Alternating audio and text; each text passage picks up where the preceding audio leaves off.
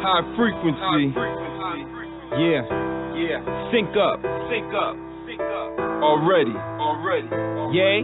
I get up with the frequency each and every morning.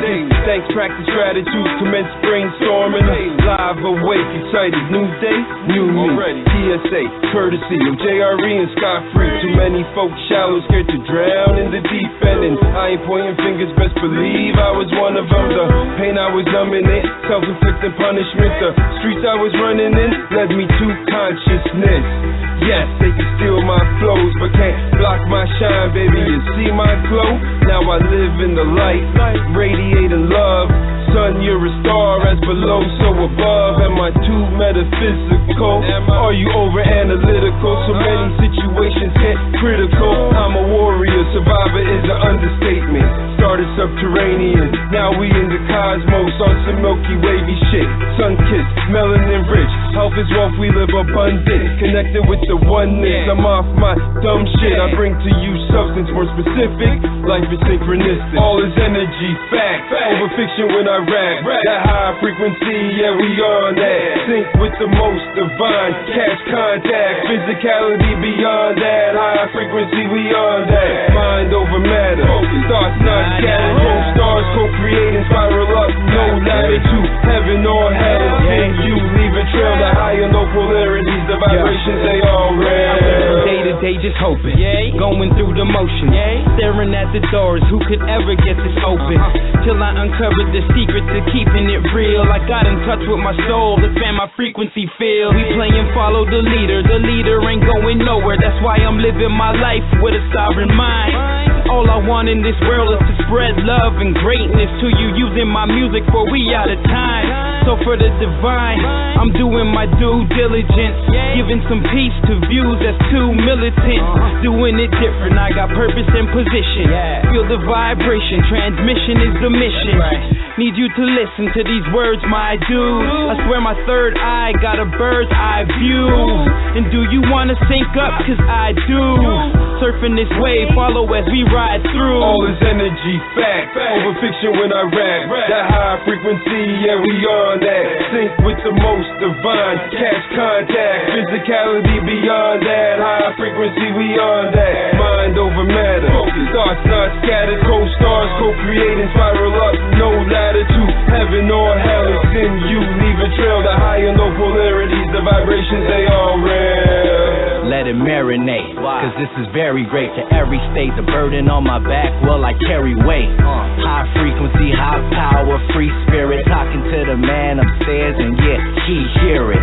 Man, I'm riding the wave, inspired by the days when we sparked up, that was the light of the haze. But now I'm synced up, yeah, my drink's up. Am I drinking again? Well, you know, yeah, the gig's up. Freedom ain't free, believe them, they not me. The oppressor knows my melanin rich, and I'm scot-free. That means I got away. BS, not today. Stop and say we good, okay, no more drops today. This the high frequency, they gon' feel this. Still with optimism, but still I'm the realist. They gon' feel this, yeah, real quick. Bring the chorus in, that's real shit. All is energy, fact, over fiction when I rap. That high frequency, yeah, we on that. Sync with the most divine, catch contact, physicality beyond that. High frequency, we on that. Mind over matter, thoughts not scattered. Co-stars, co-creating, spiral up, no latitude, heaven or hell. It's in you, leave a trail. The high and low polarities, the vibrations, they all real. Peace to the gods, brother Yusuf found. High frequency radio, yeah, we on that. Peace, brother Paul Savage, you already know. You are locked in, tuned in live. High frequency radio. Sync up.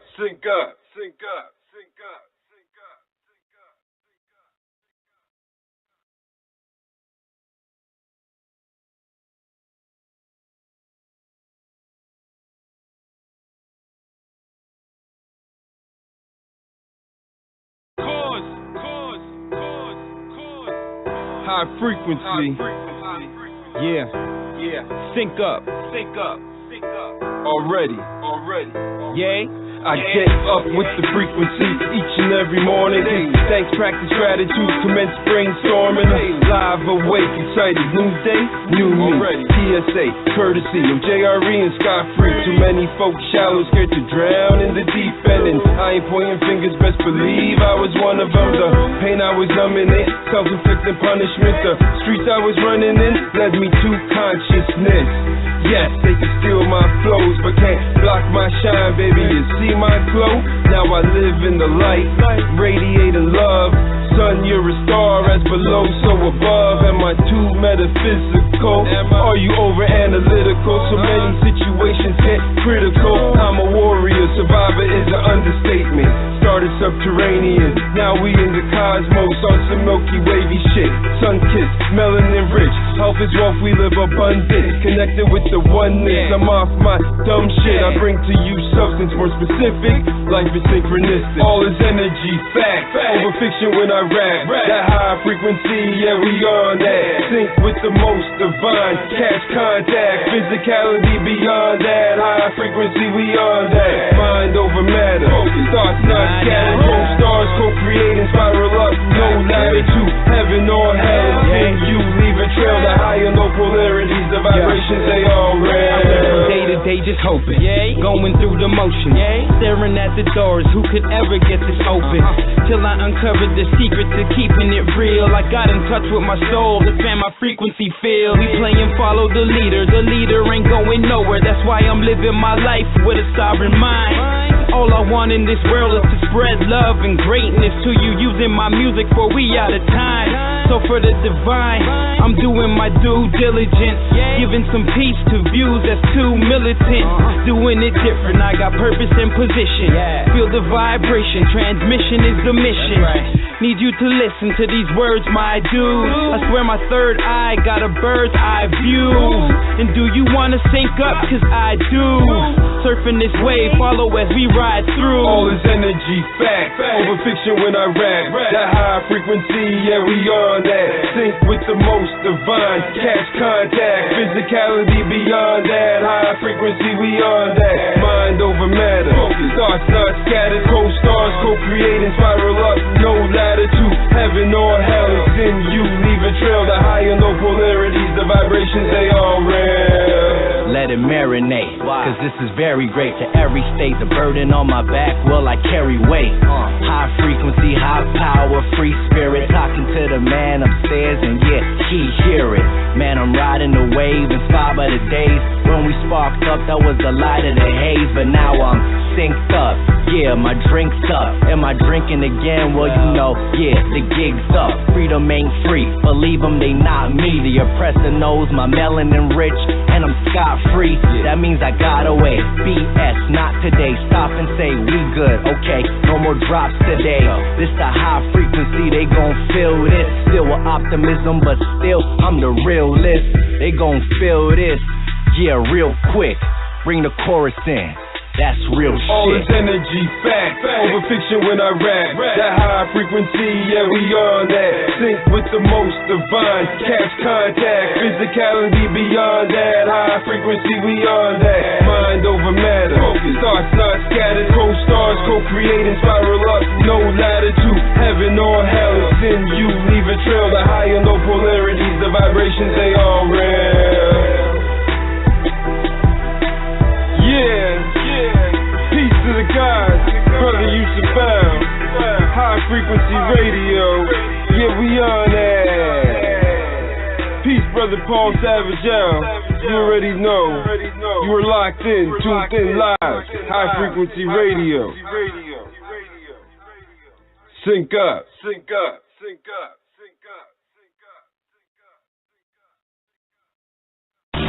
You're listening to Mobile Oasis with your host, Taj Tarik Bey. Exclusively on High Frequency Radio Network, the baddest radio network on the planet. Islam. This is Taj Tarik Bey for Mobile Oasis on High Frequency Radio. Your call-in number is 424-222-5250. Now, I'm Taj Tarik Bey, your host for Mobile Oasis. And I'm honored to be here with you today on High Frequency Radio. a humanitarian and informative communications venue. I will be hosting this show for your honor, for your respect, and for your considerations from 1 o'clock to 3 o'clock p.m. in the afternoon. This day or degree is Thursday, known in Moorish Latin as Jueves, being the 5th day of the week, and ruled by the planet Jupiter. The holy name for this degree, or Eloah, is Sakael, and as the schedule may allow, I trust to be with you on Thursdays to come.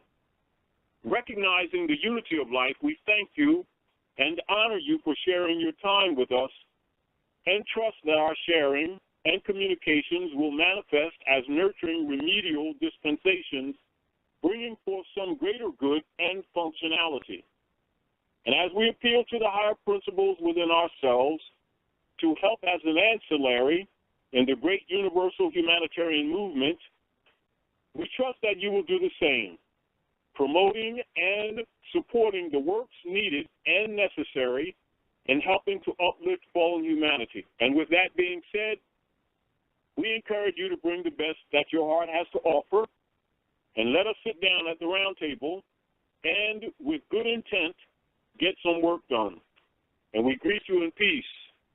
High Frequency Radio, Moabite Oasis.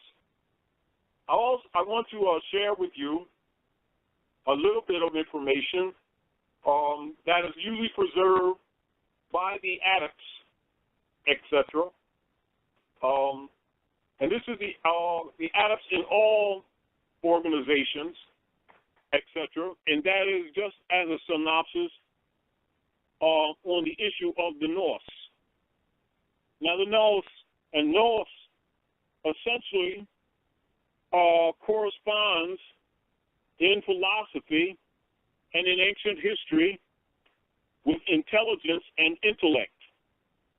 Now, the Norse is sometimes logically equated with intellect and intelligence, and it's a philosophical term for the faculty of the human mind, which is described in classical philosophy as necessary for understanding what is true or what is real. Now, when you look at the word intellect, also look at it from the verb or the base on understanding, the word intellection. Keep that in mind. And this is sometimes used in philosophical context, etc., by many of those who transfer the information from culture to culture, from age to age, etc. And usually when the researchers or the adepts may look at it, it will usually be dispensed as a projection of Greek philosophy. But know this for sure, part of the operations of the hiding of history is the misplacement of its origin. And understand that the Norse principle supersedes Greek, and Greek is actually simply a modern cover-up for actually ancient Hekupta history and philosophy, which they will often refer to as Egyptian philosophy, etc., and also for Ethiops, or the dividing line of the great Superdivere, or the ancient Canaanites, Moabites, Hekuptans, that they call Egyptians, etc., Asiatic Africans. And so this principle of the Norse has a root in all of the world's major religions, but it is usually preserved only for the priesthood and is not usually exposed to the masses, for the masses have a concept of a personification of what they call the God principle, when all of the high priests look at it as the perfection of thought, of reason, of understanding, of mind, etc., of good sense, or the activation of the pineal gland, which is the mind's eye, and the illumination of all the senses of the body, which comprises the Norse, and thus what the modern people refer to as God. It is in fact not a person, but is in fact actually the energies of that which is operative in nature's law, and thus the principle of nature's law and nature's God, which is deciphered in into what you would call the principles of civilization that constitute the nature of man and thus the origin of constitutions for governments on the planet, period. That's a fact. Now, I want to talk about some of these things that we're dealing with in these days that have become problematic. And as you all know, some of you are aware of those things that were done by the hands of the popes of Rome, etc., that manifest into the problems that we have today in relationship to human trafficking, or what is connotatively referred to as modern slavery on the planet, etc., by virtue that conquest of the Christendom hegemony, which is at the root of the Inquisition operations and comprises the hegemony mission. And it essentially is guided by conquest by color, by coercion, and by counterfeit. So all operations to bring about the hegemony mission of the Inquisition, as far as it relates to operations in government and in civilization, are based in ens legis and other instruments or operations, all of which are based in or by the purpose or by the guide points done in what you would call color or colorable operations, by coercion. That means threat, duress, coercion, death, murder, genocide, theft, etc., and by counterfeit. In that, we're talking about substitutes, artifices, artificiality, impostorship, impersonation, etc. So all operations under the operations of the hegemony expressed in the bullas and dictums of the popes of Rome are manifested or have their root in color, coercion, and counterfeit. And so we'll just for the listeners take some notes, and we'll just give you some reference points, not all of them, but some of the primal reference points that were set forth under the Spanish Inquisition to bring about the social, economic, political, politics, engineering, economic structures, etc. Human trafficking will be parts of the conversations that all of us have been having from generation to generation in these contemporary times that have affected us socially, politically, and economically. And so this list comprises an aggregate and a general synopsis of some of the major bullas of Christendom and the Christian, or what is called Christendom hegemony, which were issued by the popes of Rome. Now, these bullas that we'll mention are used as directives and for all occupying European Christian colonial administrative operations and applied for managing colonialism in the Western Hemisphere and placed upon the world through what you would call the three-star system of the substitute sovereigns on the planet, which comprises the Vatican, referred to sometimes as the papacy, the District of London in England, Washington, D.C., that is operating from Turtle Island or the North Gate, i.e. North America, which is a private construct of the popes of Rome, etc., referred to as the District of Columbia, which is not the land, but actually a political jurisdiction of operations under the Jesuit order. Now, the bullas that I will mention, are not the limit of the pontiffs, which also is referred to as the Holy See, and the bishoprics. That's a collection of all the clergy under the Holy See of the Christian hegemony, etc., and their missionary dictates but do not cognitely and emphatically embody and express the true character. But they do, these bullahs do cognitely and emphatically embody and express the true character and the nature of the perfidious hegemony mission, which is deemed for world conquest.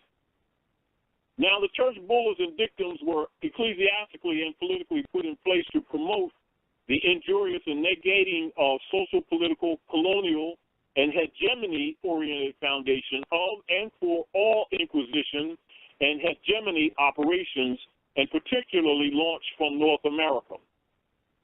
And these were pledged to by their actors, by their administrators, by their personnel, and by their agents and their contractors, etc. Now, these guide points are used by pseudo-public and private operatives for profit directed to the owners and operators of all the corporate state entities and their entity persons, and the same are executed and directed via color of law and by color of authority and by color of office and by ens legis dispensations. Now, this is used structurally to formulate policies which are public and private and are fostered against all Asiatic, African, natural peoples of the planet Earth. Now, some of these bullahs that comprises the heart of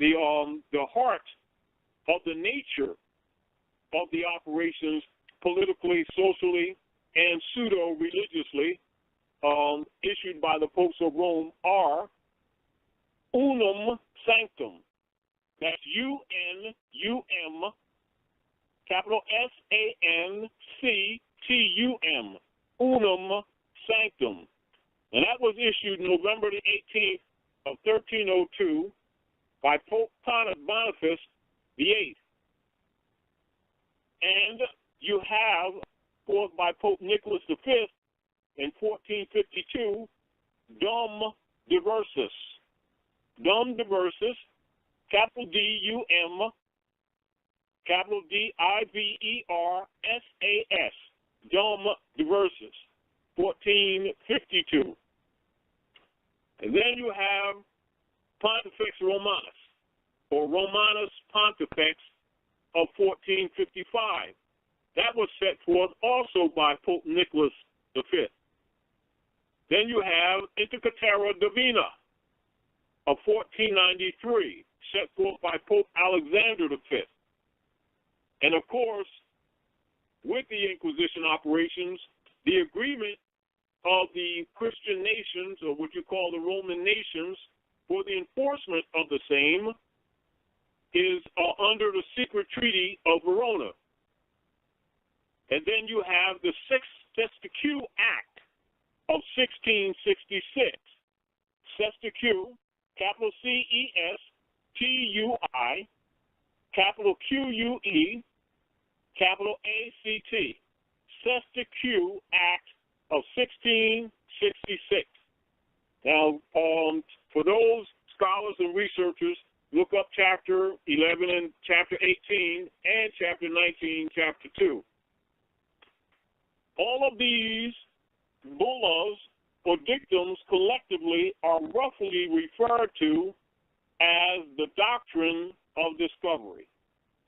These embody the outline of directional functions and purposes of the doctrine of discovery. So when the doctrine of discovery as a policy for the hegemony mission amongst all secret societies who are working on the dark side, and also for the reverends in the communities of persons who are under occupation, they'll usually have a spy center within 4 blocks in any direction, sometimes called the Great Circle, which is a German word for church.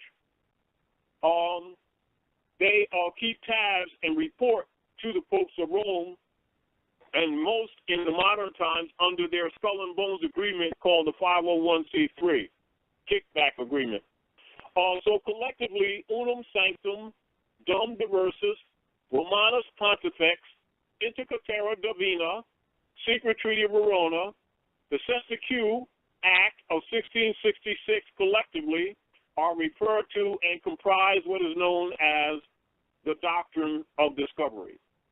And of course, you have subdivisional aspects of the operations under Unum Sanctum, as per the Christian Black Codes of 1724, which were adopted into all the United States corporate states jurisdictions under the colorable and de facto authority of the United States Corporation Company, which is under counterfeit, imposing or posing as a country, and this is part of the deception and effectively initiated after the dubious closing of the Freedmen's Bureau, which took place in the year 1868 A.D.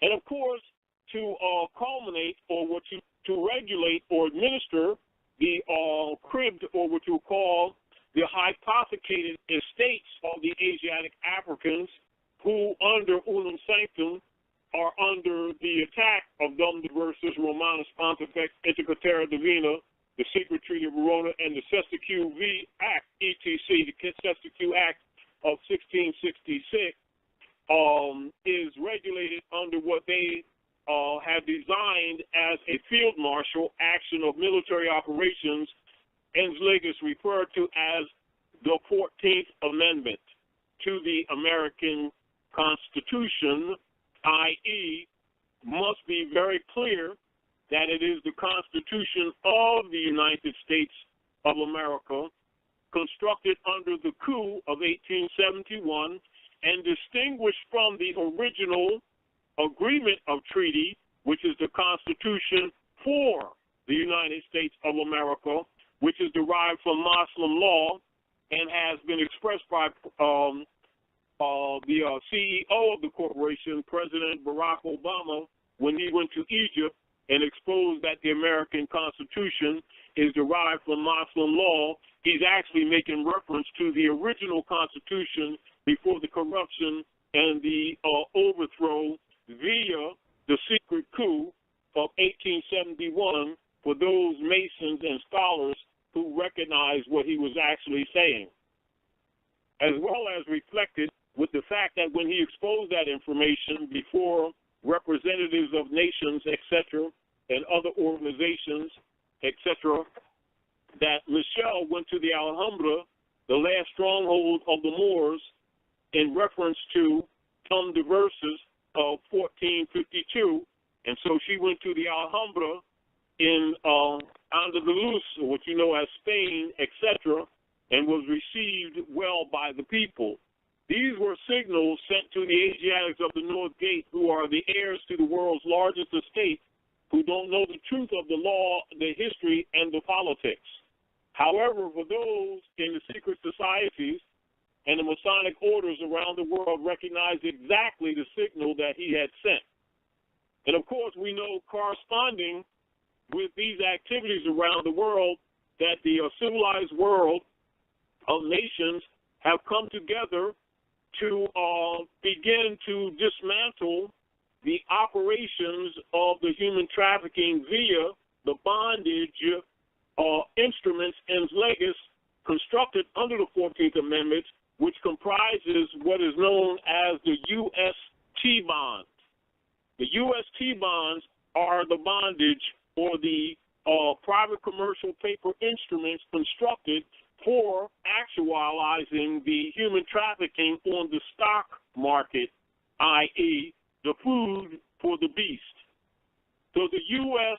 Treasury bonds are actually ens legis food for the beast. And the civilized world has taken it upon themselves, much of it due to the fact of the injuries that are taking place on the planet and the corruption of everything from the institutions of higher learning to the monetary systems, to the food systems, to all educational systems, to the so-called religious systems, even to the ecology of the earth. The civilized nations of the world has taken the move to deduce the potency of the food source of the ens legis machinery, which indeed is the U.S.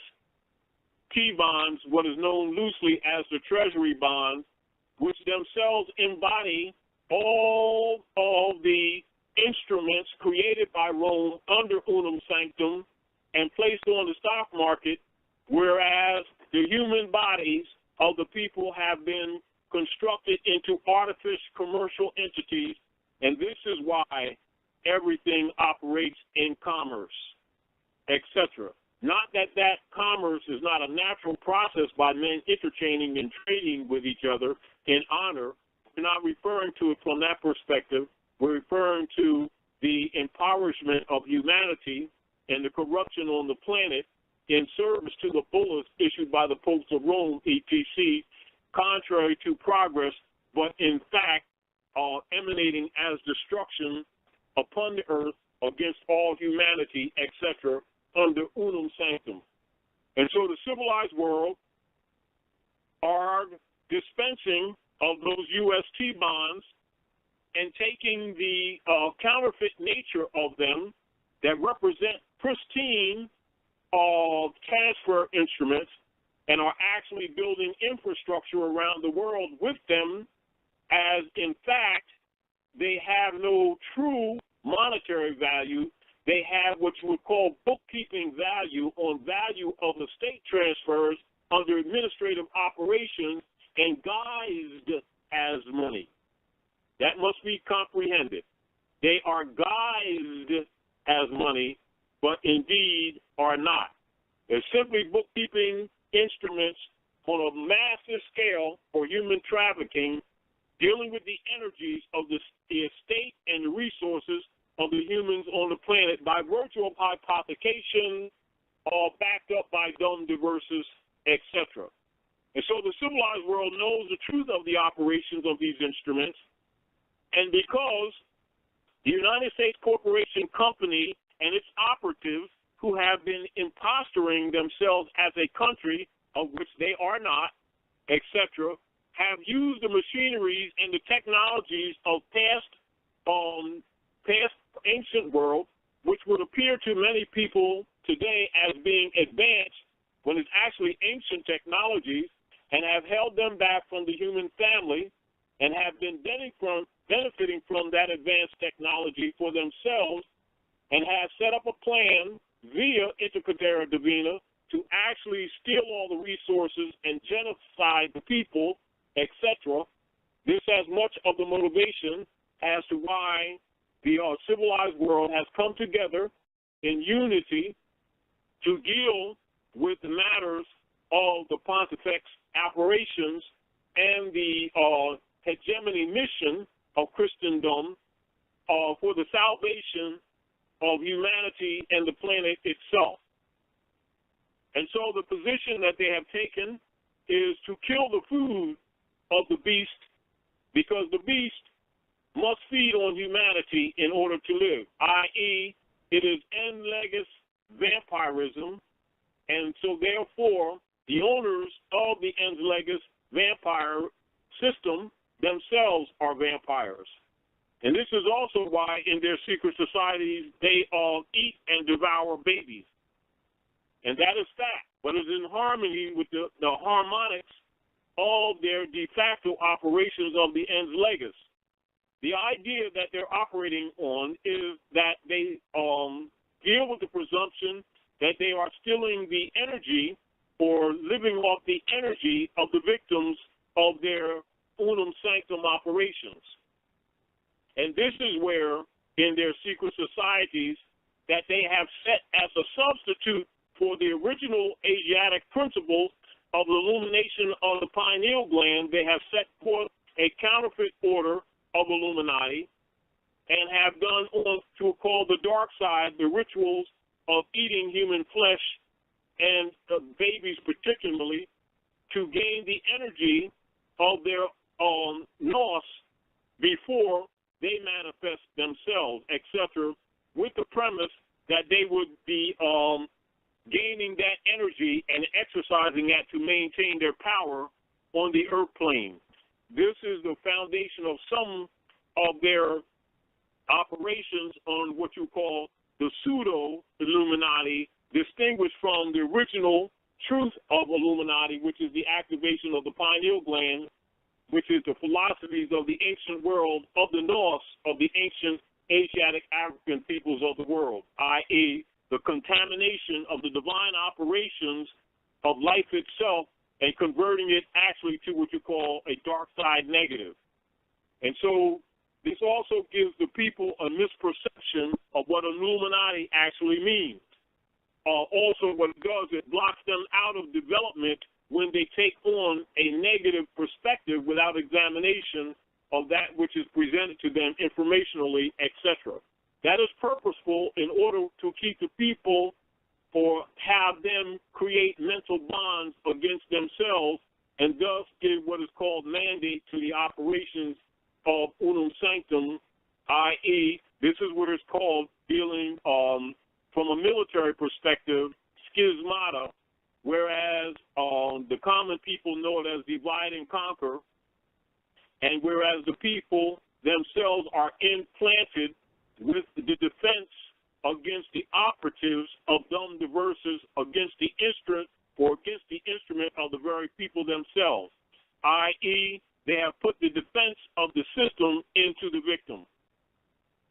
Now, lack of knowledge of the real history or even the Norse principles from which the God principles were derived that is used in all of the major religions, the people who don't know the history and the jurisprudence principles connected together have a tendency to keep looking at things from different thoughts or view based on the fact that they have different organizations, not knowing that all of your major organizations have the same fundamental Gnostic knowledge, but what they do, they contaminate it and put it in what is called dogmatic venues to create what you call different belief systems, and that is proffered amongst the masses, i.e., as a social solace systems, and giving the illusions amongst the masses that they have arrived to the divine knowledge, i.e., religion, when in fact the masses have never been given religion, they have dogma. And this is back to the issue of the counterfeit of all things under the demon system, which in the corporate United States jurisdiction would be known as the democracy order in reference to the coup of 1871.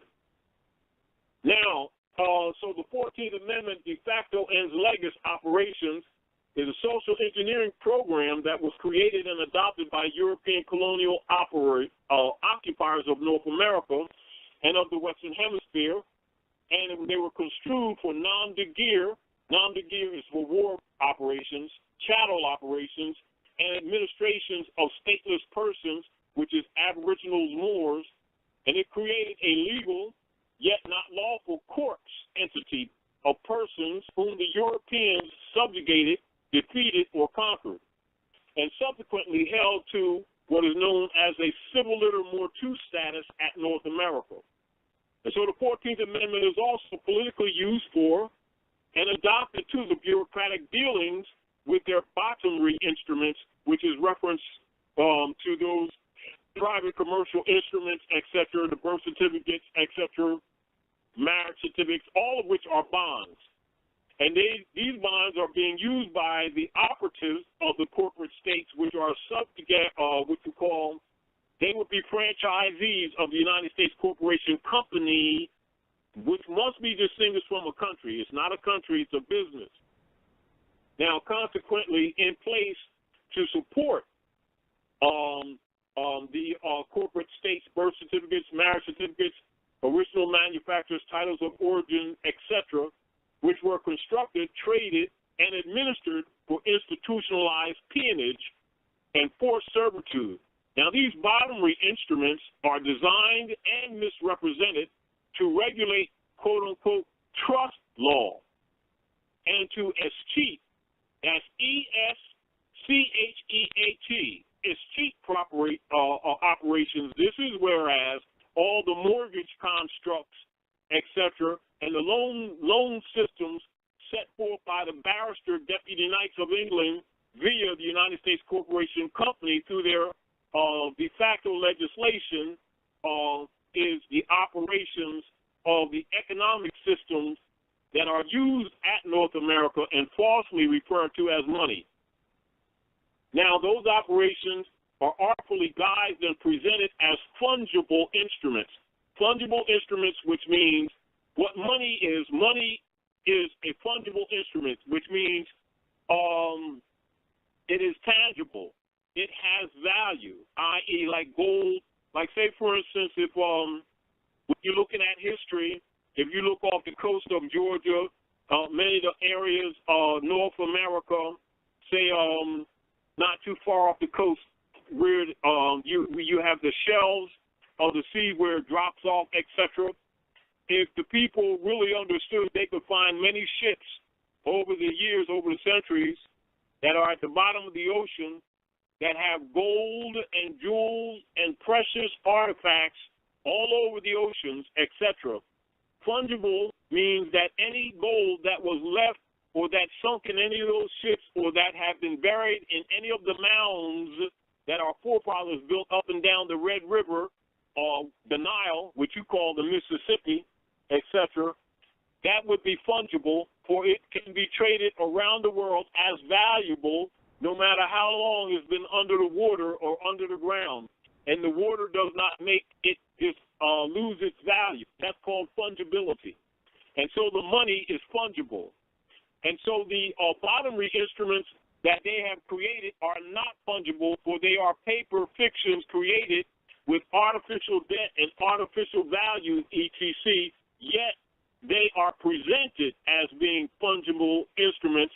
And this is comprised, or this is what is comprised in law and referred to in law as private commercial paper instruments, which also is referred to as fiat or Federal Reserve notes, which are not money. That must be made clear to everyone. You must measure all of these instruments by their fungibility.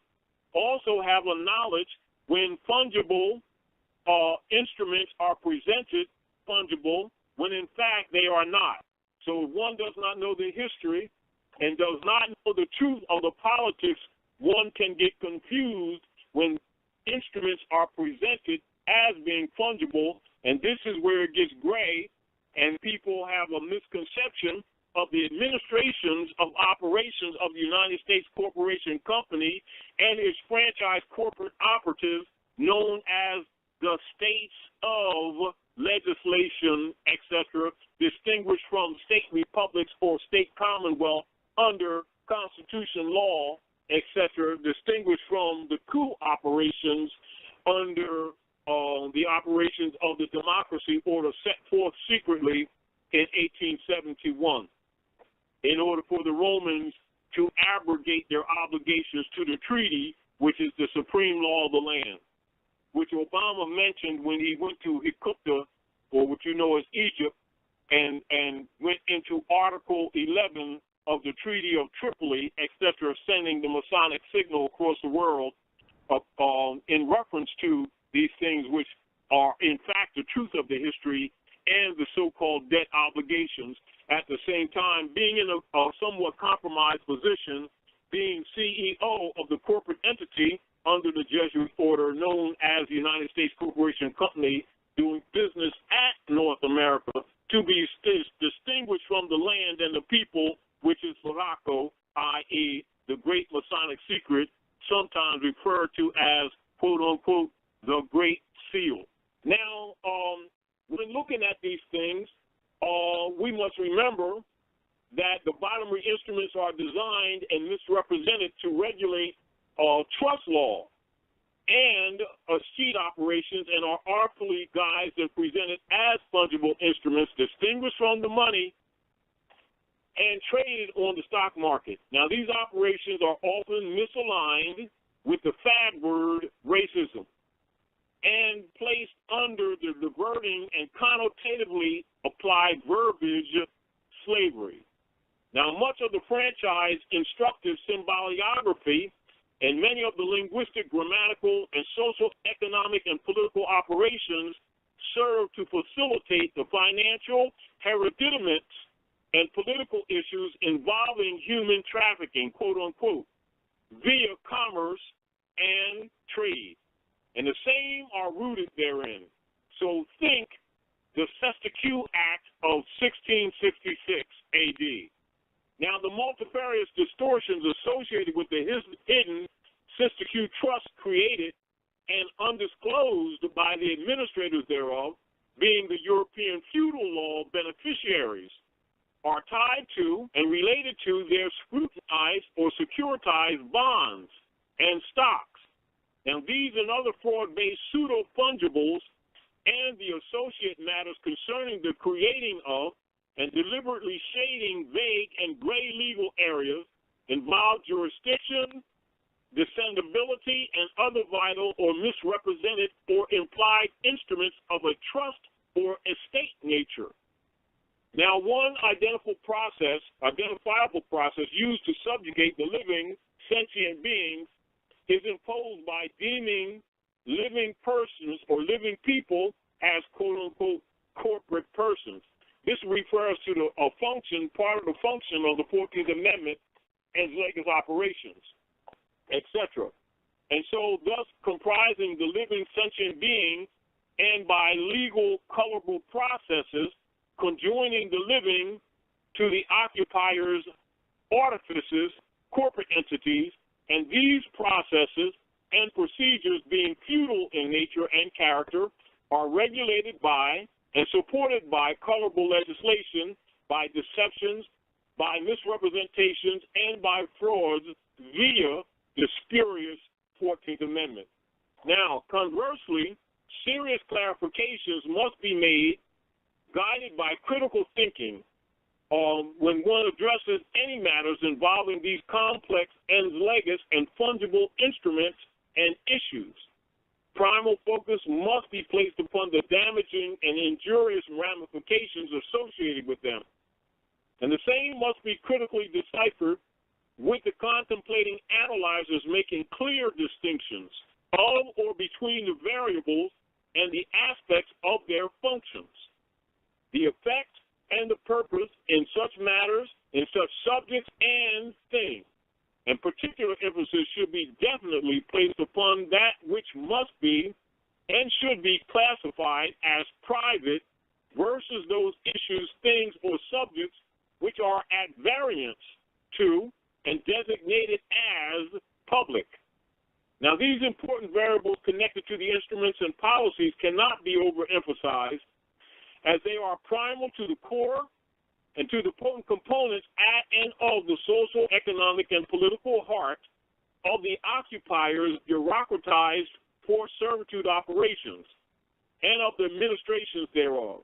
And such colorable ens legis veilings or veiling is deemed for serving the spurious and diverted interest of service to the European colonial inquisition doctrine of discovery operations as criminally initiated and functioning at North America.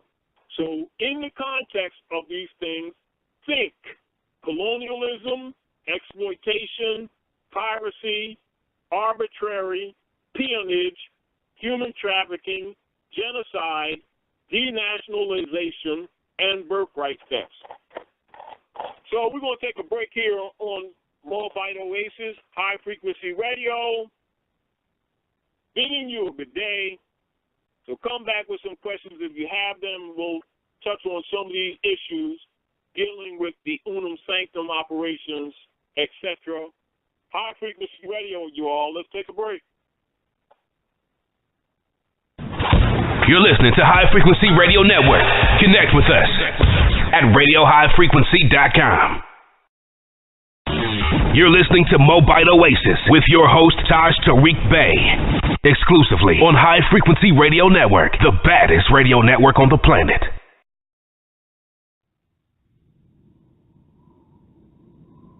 There is a widespread knowing in the collective consciousness, as if to regain memory after a long bout with amnesia, rediscovering the spiritual self and the soul's forgotten mission and purpose.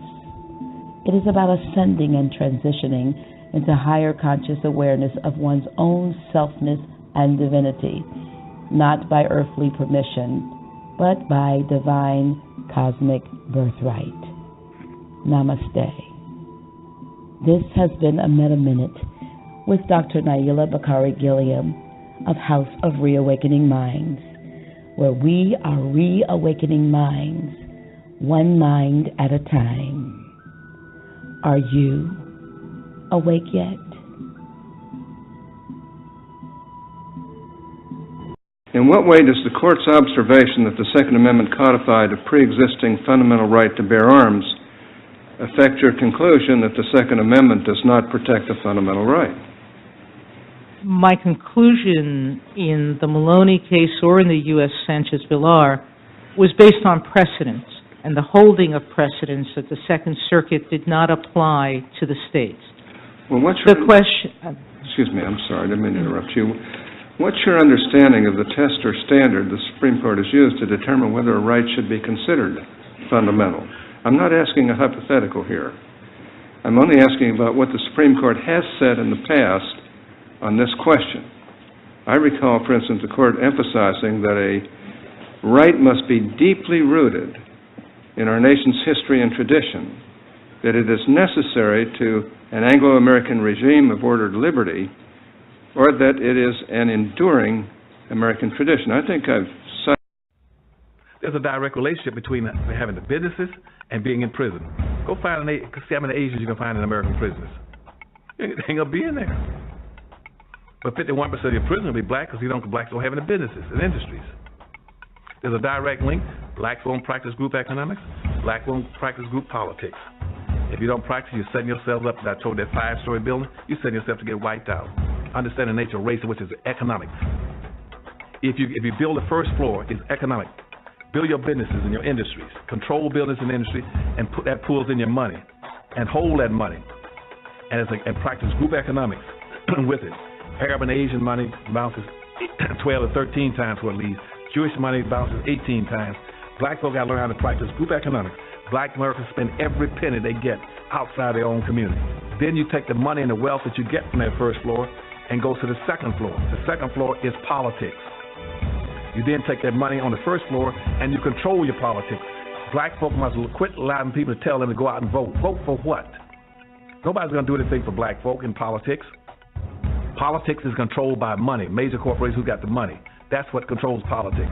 If you have no money, you have no say-so, you have no benefits coming. So you take your money and you control, and you take your money from the first floor, you buy every politician on the second floor. And any politician you can't buy, you rent or lease them to get what you need. Then once you get the second floor under control with the politician, with your money, then you go to the third floor. The third floor is the police department and the court system.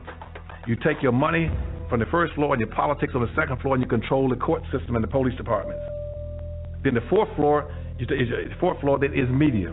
You then take the money that you generate off the first floor from business and industries, and you go after radio stations, TV stations, newspapers, and cable systems, so that you can now inform and communicate with your own people. Right now, black folk own and control less than 35,000% of the media in the United States. Out of 12,000 radio stations, black folk own about 75, 80. That's all. You own no cable systems. You don't have a daily newspaper. You have nothing of importance. You got about one black TV station. And so you can't communicate with your people. You can't inform your people. You can't do anything. You can have Rush Limbaugh and all the rest of the guys talking about racism all day long and bad-mouthing you, and O'Reilly. They can call black folk all kind of names all day long. What are you going to do? You can't respond. You can't communicate with your own people because you don't have an economic base. 51% of all the prisoners in the United States are black people. You only make up 12% of the population. That's no accident. It's because you don't control the economics and the politics. And they're going to go after the weakest people they can get their hands on to incarcerate them. That's the black folk. And what are you going to do in response to when they over-incarcerate you?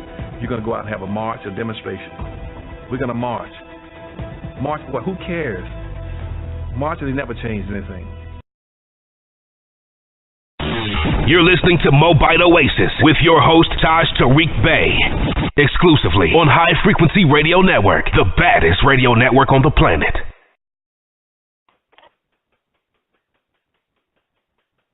Islam Also, keep in mind the relationship to the 14th Amendment political operations in its relationship to the Unum Sanctum and Doctrine of Discovery operations against the occupied American peoples of the land. It must be always recognized that one of the symboliographical methods by which they have been hiding history is by them adopting the identity of the people of the land by calling themselves Americans, which they are not, and then calling the country America, which it is not, and then mixing those what you would call counterfeit statements with any expression in analyzing the operations of Unum Sanctum and the Doctrine of Discovery.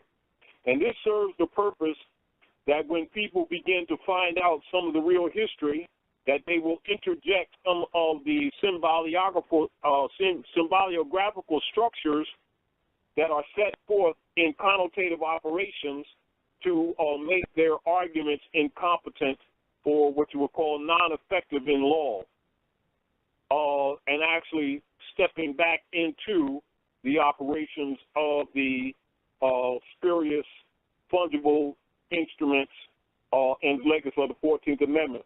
And that was done also to reinvigorate or rejuvenate the Unum Sanctum, and that's called also the Trading with the Enemy Act, which is a feudal law act constructed to reinvigorate and rejuvenate the powers, the psyche, and the political operations of Unum Sanctum Doctrine of Discovery against the occupied American natural peoples of the land.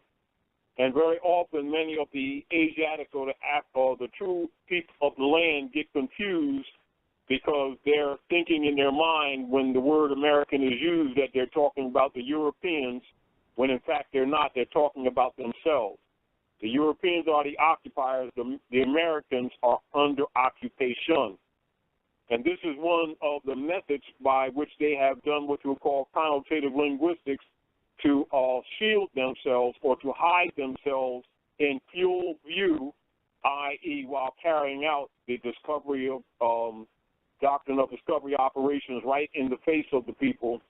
And then the people who are under attack are calling them Americans, which demonstrates a transfer of sovereignty, which actually belongs to the true beneficiaries of the estate, i.e. the Moors, Asiatics of the land, who are often mislabeled as Negroes, Indians, Latinos, etc., who are actually the true Americans under occupation of the feudal law operatives via the Unum Sanctum and enforced in contemporary times, again, under the Trading with the Enemy Act.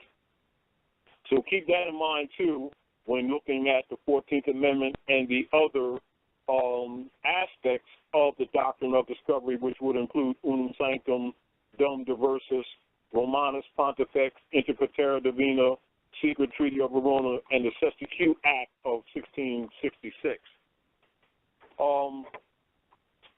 Those things, and keep in mind, those persons who are in positions of authority, one of the major reasons why it's necessary for them to belong to secret societies in different Masonic orders, and also whether Illuminati and Skull and Bones, Knights Templar, Knights of Columbus, Kyclos, Ku Klux Klan, Union Guard, Georgia American Revolution, etc., because persons who are in positions of authority or who are administrating over the occupation of the estate must be aware of the real history. This is also why they must take death oaths, because if the masses knew these things, the masses would begin a process in their consciousness of sending out energy that would be counter to the operations of Unum Sanctum, and logically it would cause the administrations of this estate to be quite difficult, and of course you would have what you call open conflict or revolutions, etc. So it's necessary from a political perspective for the Europeans to falsely refer to themselves as the Americans so that they can lay claim upon the trust and the estate. This is also why they set up, when they did the hypothecation, they set up a joint stock trust and then disallowed any other legal persons to do the same. This has much to do with the operations of the issues of the function politically of the ens legis instruments under the 14th Amendment, and why they're disguised as fungible when in fact they are indeed not. And of course, what is happening in the world today is that they have reached their apex, or what you call their life of foolery, and of course it's falling apart. So it's important for people to know the history to understand why the economics are what they are today, and why you also have the embargo or the blockade that's taking place on the West Coast with all the ports and all the ships out there, etc., and including on the East Coast, and why some of your major stores all around the country of North America and Canaan land, both of which have the same pseudo national number for those who know international law. Canada and United States Corporation Company, imposters as nations, have the same number.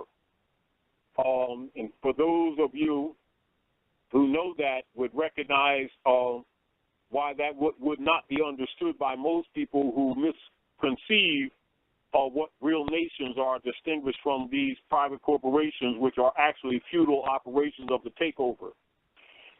So anyway, it's important to be aware of that to understand why they're having problems now. And so you'll understand why all the Target stores in Canada closed down, and why you have a lot of your major stores or what you call retail outlets, ship-to-shelf type construct, which is the business model, why they're shutting down over roughly around 7,000, we're talking about even this year, and moving ahead, etc. And that is due to the fact that the civilized world, as we had said, are dismantling the bondage of humanity that are embodied via the human trafficking instruments called UST bonds, etc. And therefore, the rest of the world is not accepting those T-bonds, or what is known as the U.S. petrodollar on another level, in trade, etc., because of the human trafficking instruments, etc. And, of course, they must unite in order to protect themselves, because individually they can't do it and get away, because they will enforce the unum sanctum, that is murder, genocide, and infiltration and overthrow, etc., in order to maintain the pseudo, or what you call the colorable appearance of integrity of those, i.e., misrepresented fungible instruments, in order to feed the beast. And so this is also why you see different nations of the earth dumping those T-bonds and using them for infrastructure, etc., which logically puts Rome in a position of having to accept them or cover them to maintain the appearance of fraud, because if they don't, they would be dismantling their own system. And so they're caught in like a catch-22 situation. And logically, it's in the interest of the Asiatics of North America to understand the real political operations, so that they can prepare their families and get in order to whatever degree they can to start preserving their birthright, so they can survive this area or this time of corrupted and very, trying transition that will and must take place. And so keep in mind, the nature of the politics is under unum sanctum, and dum diversus, Romanus Pontifex, Inter Caetera Divina, the Secret Treaty of Verona, the Cestui Act of 1666, and collectively, those particular bulls are referred to as the doctrine of discovery. Are there any people on the board, good brother? Yes, there is. Before I let some of them in, we do have a question. They're going to know whether or not you are doing your class tonight in Delaware.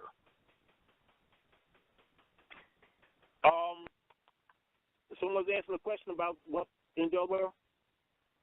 Your class, you have a class that you do, I think you're having a class tonight in Delaware? Yeah, at Dr. Naila, who also comes on High Frequency Radio. I do a class every other Friday at a RAM Center at 602 Vandiver in Wilmington, Delaware, on Friday from 6 o'clock to 10 o'clock. Okay, great. Fantastic. Okay, yeah, we have some callers on the line. The call-in number, everyone, is 424-222-5258. You're listening to the hottest radio network on the planet, High Frequency Radio. First caller, I'm going to let in 313-8640. Please, Brother Jason. Greetings. All right, Taj. I appreciate you honoring me, and it's an honor to be talking with you, man. And Yusuf, man, you know what? I want to say something to Yusuf, man. You are a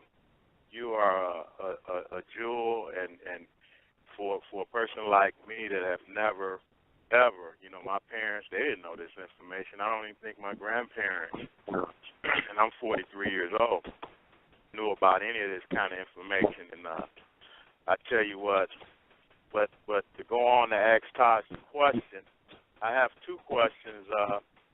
One is how do a man like me, I have a family, we got to eat, they're looking for dad to bring the bread home and all of that stuff. How do one go about trying to get out of the system of working and providing for myself?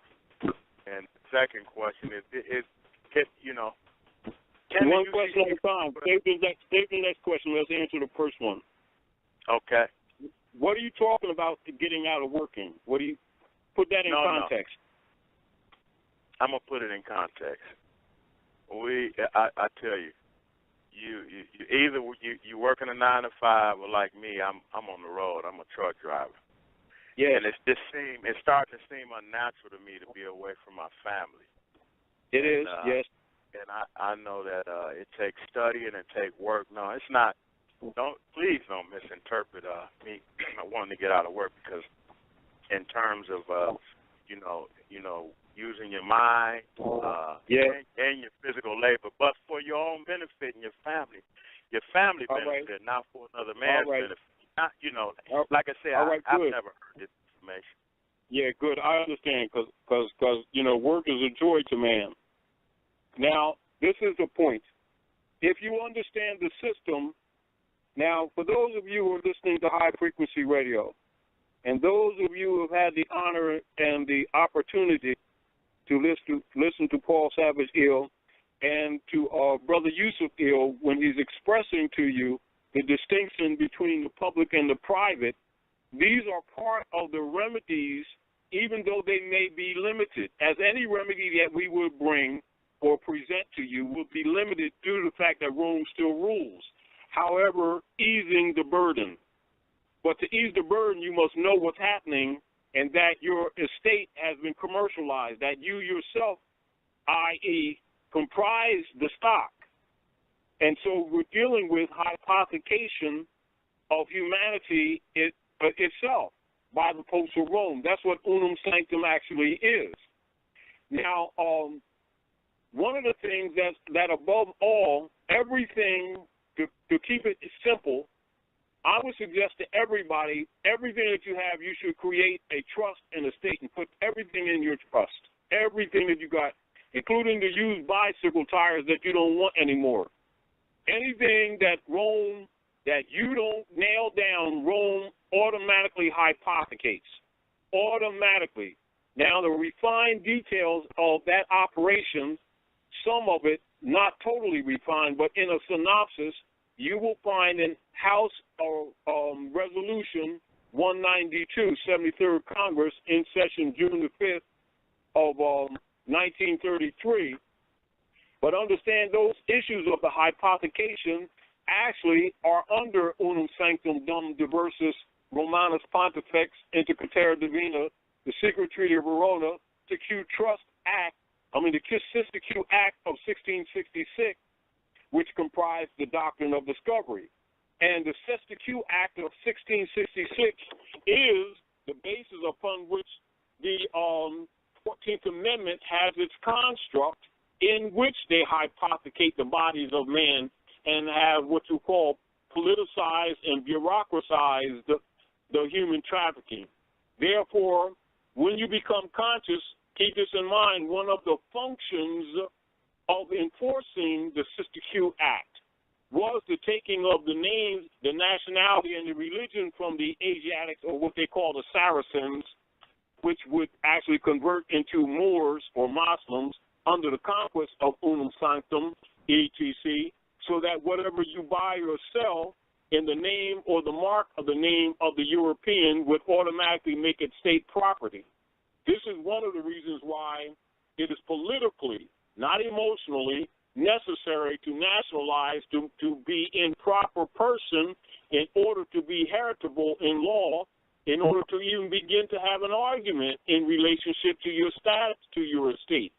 That would be expressed in history as what you might look at when you look at the Amistad case or the Dred Scott case, things of that nature, which deal with the status of the being in relationship to rights, liberties, capacities, and incapacities in relationship not only to rights, but a right of claim to any estate whatsoever.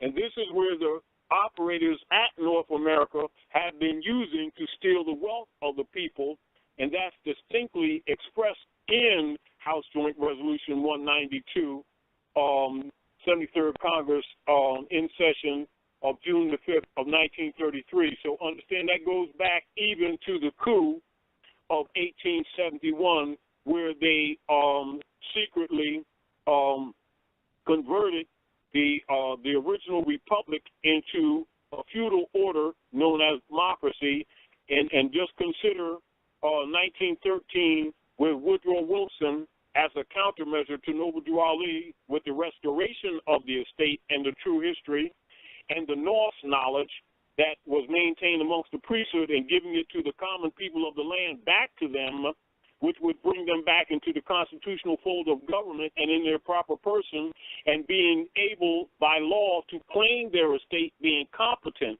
etc.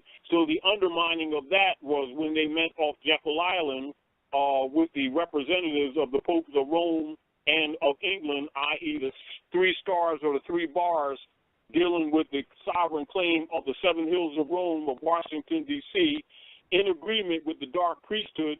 And this is represented when you see on the tags that they have on the cars in Washington, D.C., you see the 3 stars and the 2 bars beneath it. That represents the 3 sovereign states under Unum Sanctum, being the Vatican, Washington, the District of London, and Washington, D.C., to claim the estate of the Moors, etc., i.e., doctrine of discovery. The very tag is even expressing it. And so it is important that you preserve what you do have, because everything is hypothecated under their jurisdiction. This, again, has much to do why the nations of the earth are killing those T-bonds. And our people need to be aware of those politics. Now, in relationship to the fact of the ens legis and the fungible instruments that they have put on the stock market, i.e. the birth certificates, the marriage certificates, the original manufacturer's titles of origin, etc. This is why Brother Yusuf Gill is telling the people about making distinction between public and private, and be very clear on that while you transact. Because remember, we're not going to get totally out of this thing until Rome is out of power. And this is, again, why it's understandable, as the world is coming at them, why Pope Francis did the motu proprio and rescinded, or what you call ended, the Christian doctrine of discovery. With that signing of that treaty, December the 14th of this past year, because it involves Unum Sanctum Dum Diversus, Romanus Pontifex, Inter Patera Divina, the Secret Treaty of Verona, and the Sister-Q Act. And so what he did, he charged all of the operatives under the doctrine of discovery new marching orders. That must be understood. But understood that this corruption has been heavily infiltrated or instituted within every institution that has been constructed under the United States Corporation Company So it is important, as Brother Paul Savage-Eel has said earlier, for us to all move in honor. Meanwhile, in your proper person, there's already law in place by which you are not to be taxed. I suggest study them and use them. Second question. Well, I I'm thinking about the UCC. I'm wondering if used properly, is it a good tool to use? You must use every tool possible to take. In other words, this is where we're at. Everything is commercialized because everything is based on human trafficking, not in nature, but in the fact of the unum sanctum operations. This must be comprehended, and we must be realistic about it. It is not the fact that it's moral or ethical. It's the fact that that's how things work. Therefore, if it's a method that brings remedy, use it, but study first so that you don't get trapped. Because remember, every time you make a move, they make a counter move. Also, as they're aware that people are becoming conscious, they're going to have people jumping through hoops. And then when you jump through hoops, they're going to create more hoops for you to jump through. However, you got to do what you got to do to try to survive these things as the transition is made. Are we clear? And also, yes. Also, watch what hoops you jump through, I guess. Repeat that last part. No, I was saying, I guess, and also watch what hoops you actually jump through. Study the hoops before you jump through. Exactly, but we must not confuse the jumping through the hoops as being correct. We must recognize that this part of the coercive operations, whereas they're putting brakes on rights that are unalienable. Because keep in mind, birthrights and substantive rights and your right to the truth of your estate and divine law is inalienable or unalienable, which means it cannot be sold nor transferred to another. And you know that commerce means trade, which is a contradiction. However, we must recognize that we've been compromised, and so therefore we must use commercial codes by necessity of operation, not in necessarily morally, because we know that we're compromised. You see? But it does not mean you dismiss them, because you got to be realistic of what's going on, because they've taken the private divine rights of the human and put it in a public venue, which means they've taken it from its divine side and put it under unum sanctum. Whenever you hear the public, take it, equate it with unum sanctum. And Taj, if I could comment. If I could comment too briefly, by the way, that was a very excellent explanation of that. Because a lot of people listen to my show and they think that I'm endorsing the UCC. You know, it's not that I endorse the UCC. I like what Taj just said. It's how things are. I'm just talking to people matter of factly. Everything is operating off of commerce, and everything there's a public side. Everything is operating through commerce. You have this straw man. You have this, and people, I don't even like using the word straw man because it's really not a legal term per se, but it's in the public. Everything is a fiction. Everything is operating through some sort of artificial entity, and there's for some sort of profit or gain, and everything is taxed. And, you know, you have all this world over there that you have to deal with, and everybody's been acclimated to that lifestyle, and everybody lives in that world. Unless you're going to be the kind of person I'd say that is going to move out into the woods and just totally extract yourself from the society, which I believe that you can do really effectively through a trust. When you learn how to put together a private trust and operate your business effectively through that. But that's what you're dealing with. You're dealing with a situation where, you know, everything on planet Earth is operating through commerce. It just is. Yes. In other words, and we have to change the energy because we, like Paul was saying, we have to go back to honor. In other words, we have to, with this, and this is why I opened up even with the Norse, because people also are it's going to be difficult for people, but they're going to have to get over themselves and rethink their concept of God too, because even that's a misunderstood paradigm. But it's very sensitive when you start telling the truth about how things are constructed, and people are reluctant to give up their pill that is really medicine and not knowing the distinction. And this is back to the point, as Brother Yusuf is saying, we must understand how things operate. We're not defending it, we're explaining things, meaning that we're all looking for remedy. And when you look at a jewel or even a rough stone coming out of the ground, when you make it a jewel so it can reflect the light of the ethers and show its beauty, it will have multifacets. And therefore, don't look at any stone from just one side, but study all the sides to understand the prism of light that shines through it. Therefore, we must know all aspects of history to know how we got to where we are, for it manifests as what we call the operations of rule, i.e., what you refer to as law. Therefore, law and history goes together. And it's not always what we like or what is fair or what is ethical or what is moral, but we must first look at things for what they actually are and then learn to navigate. And thus the principle that has been used over the years and centuries called the isonomy, or the compass and the square, or the navigator's tool, or the carpenter's tool by which man guides his life. And this is the basis upon which character is built, and where you use such character to get to the highest that is in you in order to be honorable to men, that men might honor you.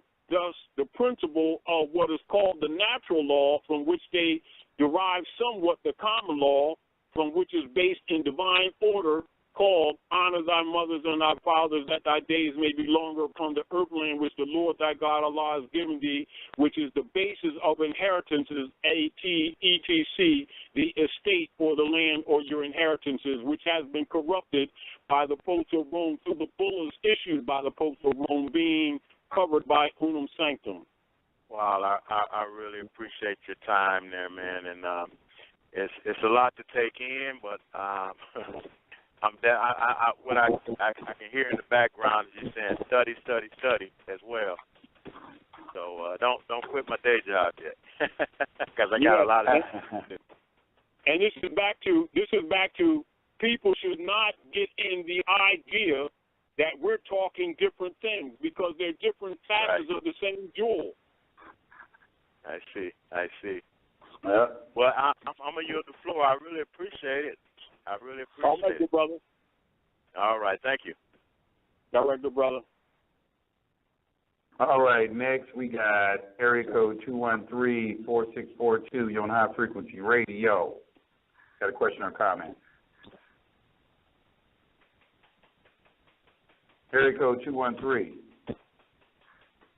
Yes, honors. Here you go. Hello? Yeah, you're on the air, brother. Hello, good brother. Okay, there we go. All right. First off, Taj, I want to thank you. You talked a long time ago on the Moorish Brothers show when they had that going on. You mentioned something to read called The Black Pope. It's taken me about 3 years to read that, but I finally finished it. And the clarity that has come from that is ridiculous. It's like every day there's something new that pops up and just validates everything you were saying, everything Yusuf is saying. But just to be real quick, we don't seem to understand, I think, how union laws work. That's the only thing that the powers that be recognize, and we know that, is you got to move in mass. If you're trying to move individually, it's not going to work. So somehow we need to figure out how do union laws work. All right. And how can now stop right there. Stop right there. Mm-hmm. Politically, when you're just talking on a basic commercial basis and you're talking union, you're talking about people that come together, usually who are subordinate workers under some franchisee jurisdiction of operations that deals with an aspect of the franchise operations under the United States Corporation Company Operative, which is a faction of the Trinity of the Unum Sanctum operations. But in a greater political power move, the union sanction universally is called nationhood or nationality. This is where you go, where you talk about law of nations. And so the power that the people keep seeking is the power that was taken from them via the denationalization process under Unum Sanctum. This is why we always tell people to declare their nationality, but many people keep taking it as a philosophy. It is not a philosophy. It's an estate issue and a bloodline issue and an issue of heritability. That's why it's important for people to know their history so they can stop looking at it as a philosophy or a school of thought. It's the actual politics. You see the point? Yeah, absolutely, absolutely. And instead of me just going in, I'm going to just throw these points out. So you say that. So we have what they say, the founding fathers. No one really looks into that.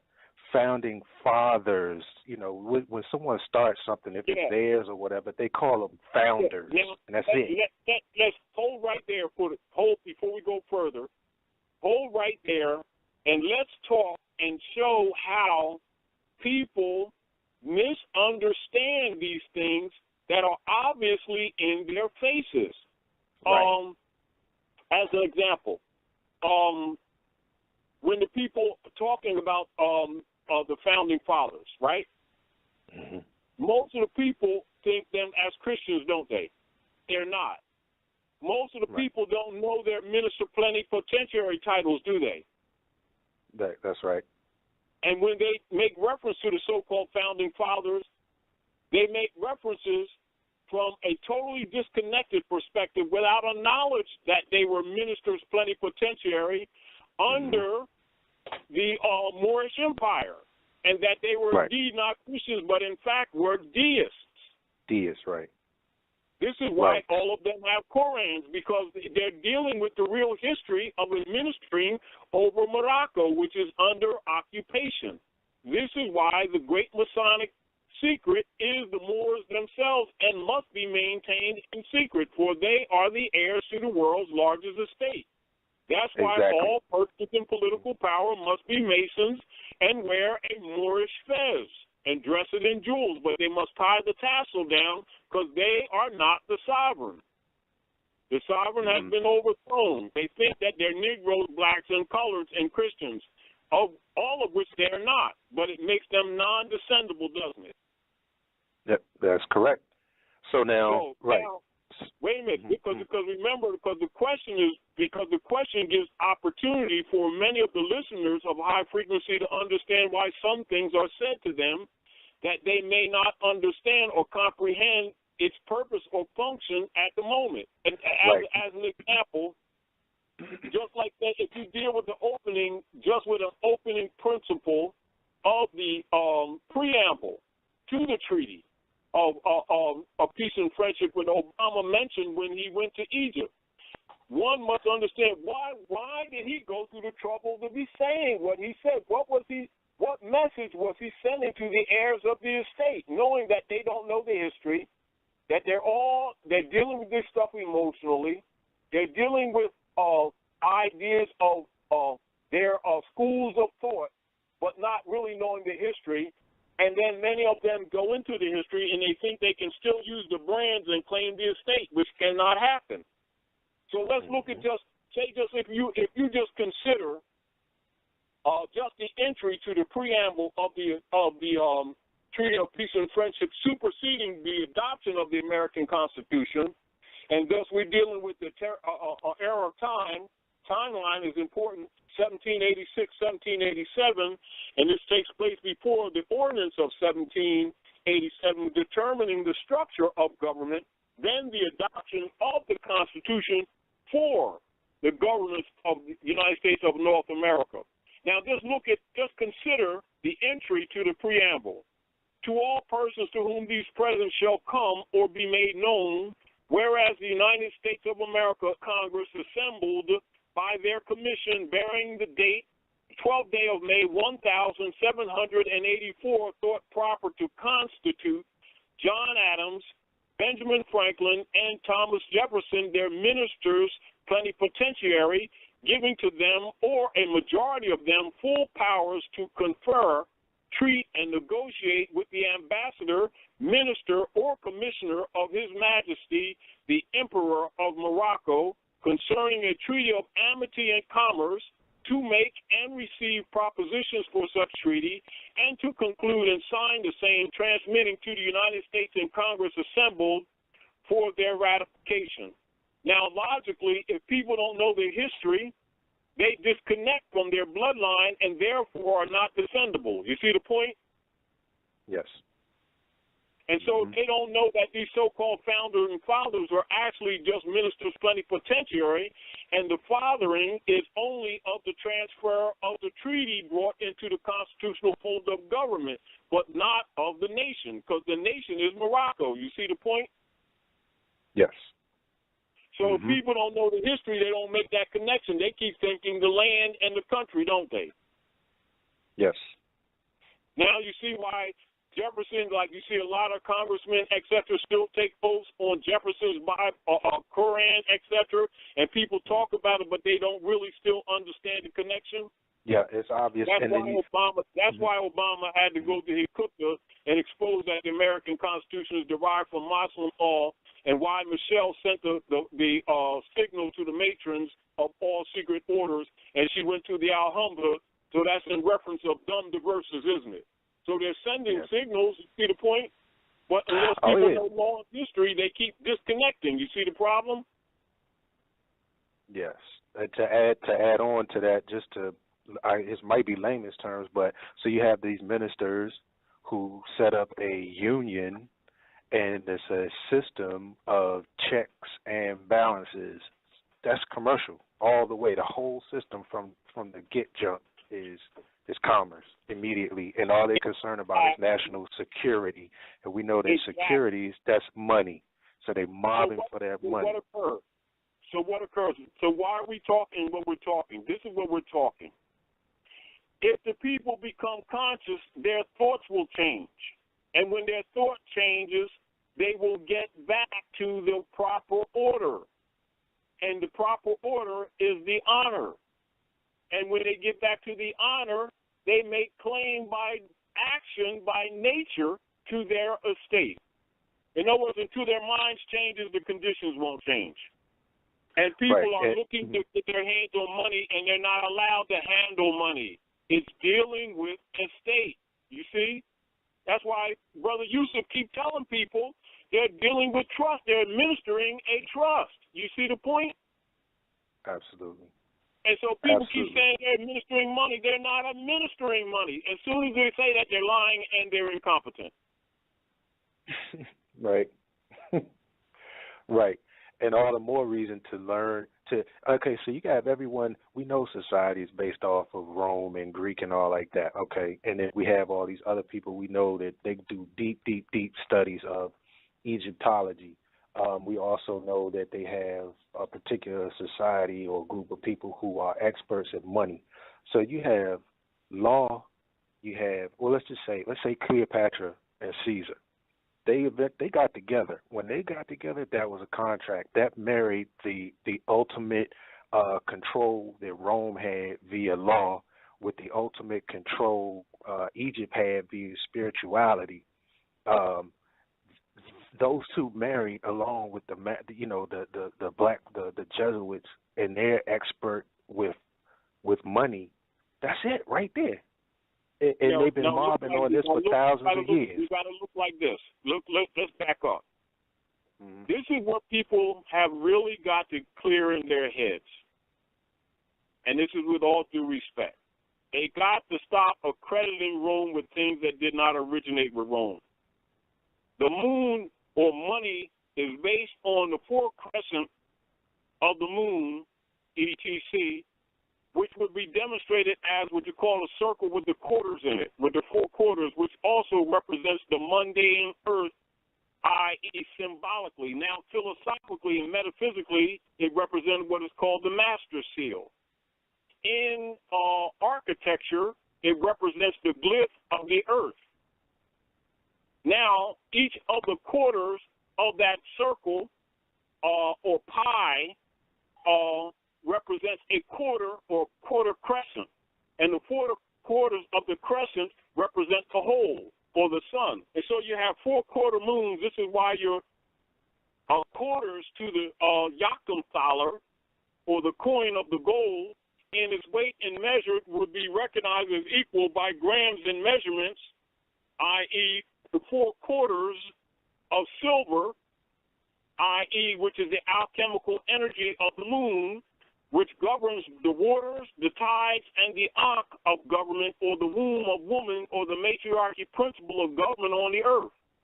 Thus, the economy of life on the earth, and so therefore the energy of the moon and the earth, i.e. Mooni, moon energy generating the economy on earth.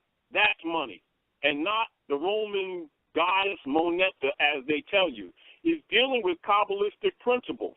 And therefore, the money is gold and silver according to the cosmological nature of the philosophies of the Norse, of the people of the earth, i.e. This is also why Moor is also used with the movement of waters and shipping, i.e. that's why they call where they dock ships Moor, under the ancient Moabites, who are navigating the earth under the compass and the square, or the rudder and the sextant. All of this relates back to ourselves. We must recognize that even when you're talking about the being born again, which the Europeans refer to as the Renaissance, is demonstrative of when the Moors went into Europe to the 16th century, bringing the European hybrids out of the dark ages into the modern light. And so when you're dealing with money, you're talking about Asiatic African culture, not Roman culture. When you're talking about the jurisprudence, which is the science that deals with positive law, based on the cosmic knowledge of the universe, you're still dealing with Asiatic African culture. This is is why all your European Renaissance men must be mothers and sons of the world, or what they call Masons. You see, that's still your Moorish science. That's still the science of Africa. Right. That's understood. I say what I was saying to just.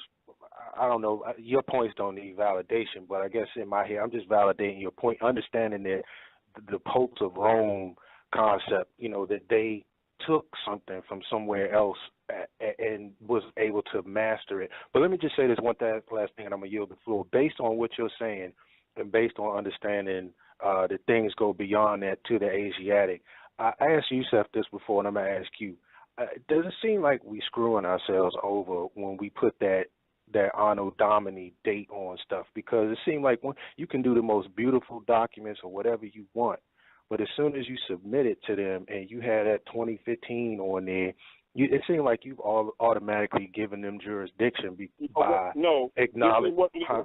This is what it is.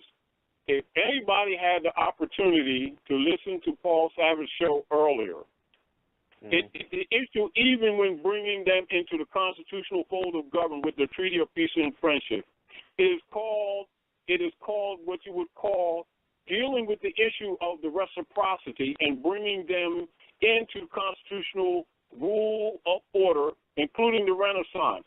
It is what you would call, some people would look at as giving some credence or paying some of what is called the karmic debt.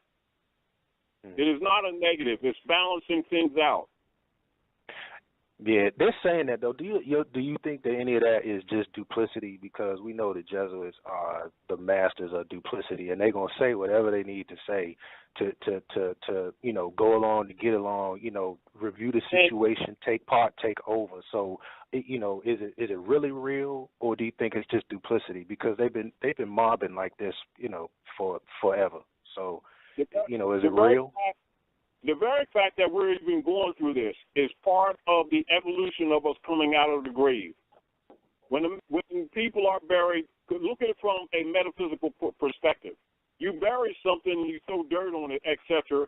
When it comes out of the grave, or that which appears to be dead but is actually living, logically, as it comes up out of the grave, it's going to have dirt and soil on it and must be cleansed later. Nevertheless, look at the same dynamics in what you would call more the physical and the political operations of our people today, clearing their heads out of not understanding the difference between dogma and religion, not understanding the difference between fiat and money, not understanding the difference between de facto and de jure, not understanding the difference between the republic and the feudal democracy. All of these things must be cleared. But the fact that the people are even on the path today lets you know that the transition is being made, and that is the point. And as that energy moves, it changes the vibration, and it's actually the thought processes and the vibration that changes things, not actually the concrete things that people are immediately looking for, thinking they're going to get their hands on a bottomless pit of financial benefit. Right on. Honest, I appreciate it. I yield the floor. Thank you very much. All right, brother. Peace. Peace.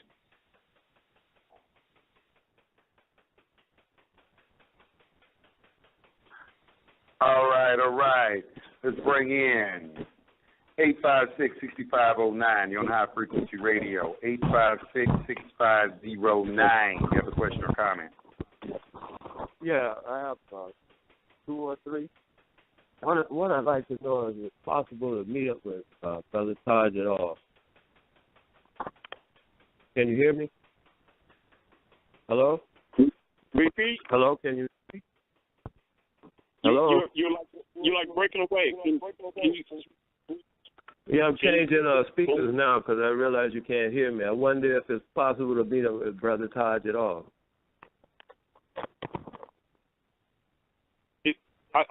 You're like breaking. I can't hear clearly what you're saying.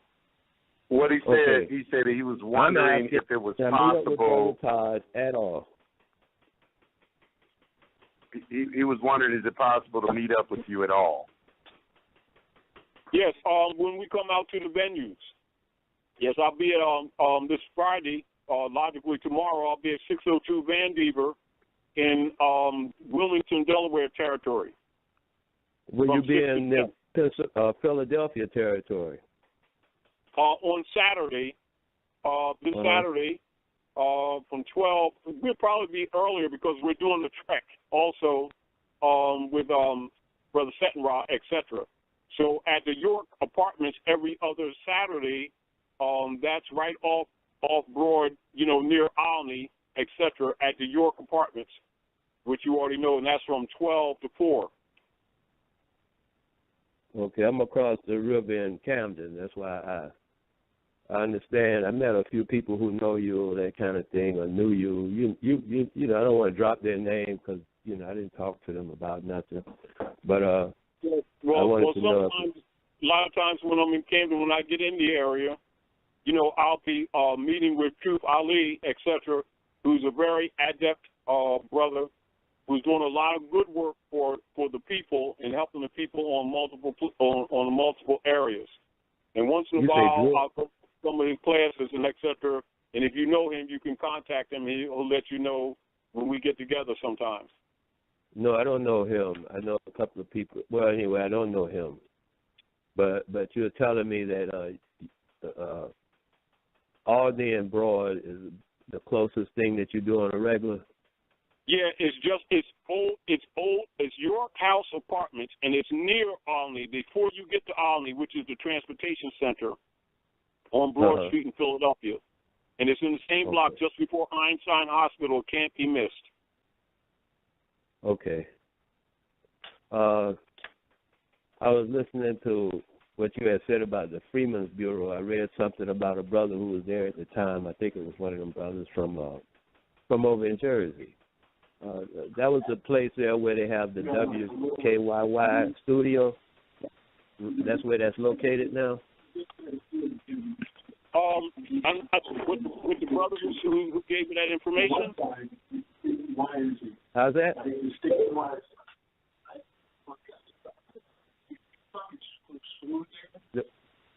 Was the Freedmen's Bureau over where right downtown in Philadelphia?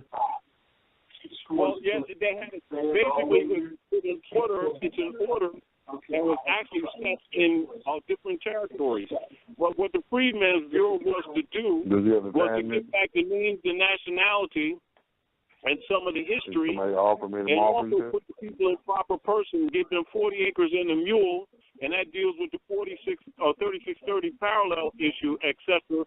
And a lot of what was supposed to be done in the Freedmen's Bureau in during 1865 to 1868 is done today through the whole Finding National Movement, i.e., or what Drew Ali set up, with the Moorish Divine and National Movement and the Canaanite Temple in 1913 in that same era. Okay. There was something. You got a lot of feedback in the back. That's distorting. That's not my feedback. I don't know where that's coming from. They don't have nothing to do with me. Oh, all right. Go ahead. So there was a Freedmen's Bureau in downtown Philly at one time, right? Yes. Okay. You know any other way to? You say a brother named Drew Ali is in Camden, right? No, Drew Ali. You might hear referred to as Noble Drew Ali set up Old Canaanite Temple in 1913 to restore the estate to the heirs of the estate, and that became known as the Moorish Holy Temple of Science, or the Moorish Science Temple of America, which in fact embodies a lot of the social political estate issues that were supposed to be carried out with the Freedmen's Bureau in 1865 to 1868 before they shut it down and set up the ENS LEGIS, known as the Man of Straw, or the dead corpse, and registered in corporate state of Delaware as Christian property to support the Christian hegemony, which you know as the 14th Amendment, which is the problem we're dealing with now and the theft of our estate. Mm-hmm.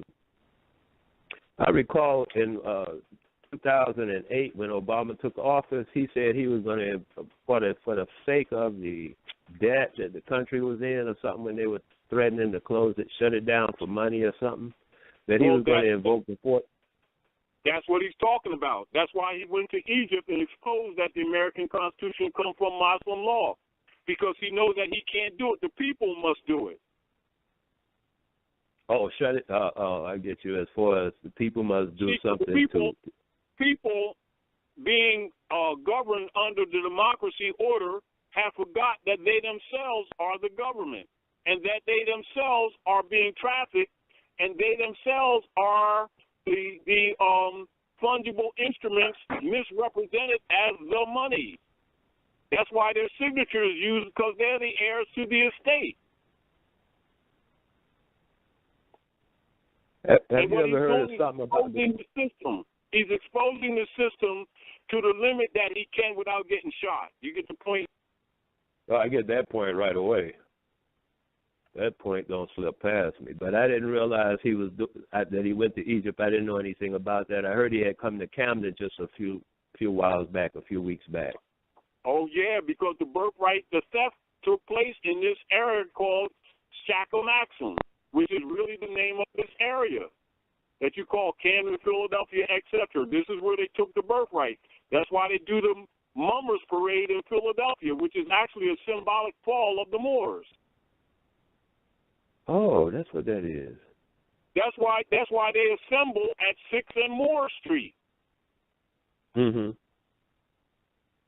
Well, I just came up this way and found stuff like Moorestown and different places like that, and went to those places and found there was a lot of Moors living there. Yeah, if you pay attention, City Hall in Philadelphia is actually designed like a mosque. Yes, I was just there today. Up above it, they got two people of Moorish descent. You got Billy Penn. You got Billy Penn standing 23.5 degrees east by northeast, facing the Grand Masonic Lodge and number 1 Broad Street, and that's where the Lumber Parade ends. And you'll find that the cornerstone next you go there is not on the building, but is in a grave pit in the dark north, just beneath the parapet, with a brass rail. And all of that's symbolic. Right. Then you see the Zodiac Law of the Moors right in the center of the courtyard. Oh, they didn't take that away when they remodeled it lately.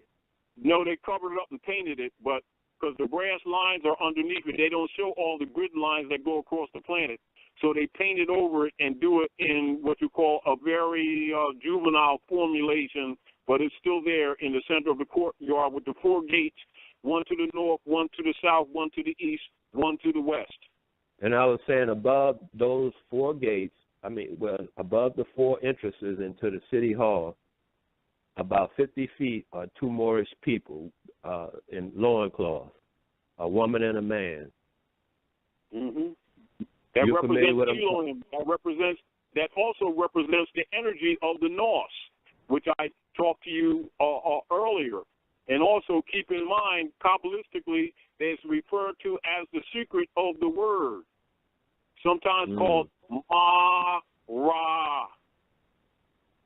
M-A-R-A? M-A-A-A-R-A-A-A-A. Ma-Ra. And they chant that in secret societies to connect to the Kundalini energy. Okay. The way you had said Nos, N-O-U-S, is that the same as G? Yes. We will find it periodically as G-N-O-U-S? The activation of intelligence. We will find it periodically as G-N-O-U-S? You got that right. Okay, beautiful. One other thing. You say I can see you Saturday at this York apartment. Yes. I'll be there. Beautiful. All right. One other thing was, if you don't mind, the Cooley law. Oh, hold on before you ask your last question. Let me make an announcement. Hey, everyone, all the listening audience, we got about 1 minute and 37 seconds left on the stream. Taj, if you want to go over an hour, there are a lot of people in queue. There are some people in queue. I don't know if you want to end the show, if you want to go over a little bit. If you want to go over a little bit, you can. Well, it's up to you, and you can pick up from there for what you already know, because you already know the stuff blends together, because they need to understand why things are in commerce and why you keep telling them that so that they can stop looking at it as a different philosophy. Right. Okay, I'm off. Right. Thank you so much. You're welcome.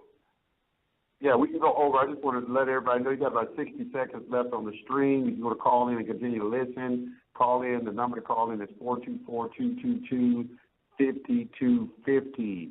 We have another caller calling in from Florida, 863-4617. You're on High Frequency Radio. Yes, greetings, my brothers. How y'all doing today? Greetings, good brother. Great, brother. Yes.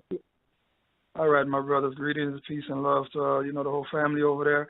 And Brother Taj, it's always good to hear from you again. This is Brother Ross Casa Bay calling in from Miami, Florida. All right, my brother. Peace, Hotep, shalom, my brother. I got a question for you, man. I'm gonna stay on you with the the thing we spoke about, which you actually just mentioned with the last caller about these Moorish communities that's down here. And I know you had mentioned to me about Philadelphia already. And remember, I was talking to you about the Girard College. That whole issue with Toussaint Louverture and that money that was taken from him to build that school.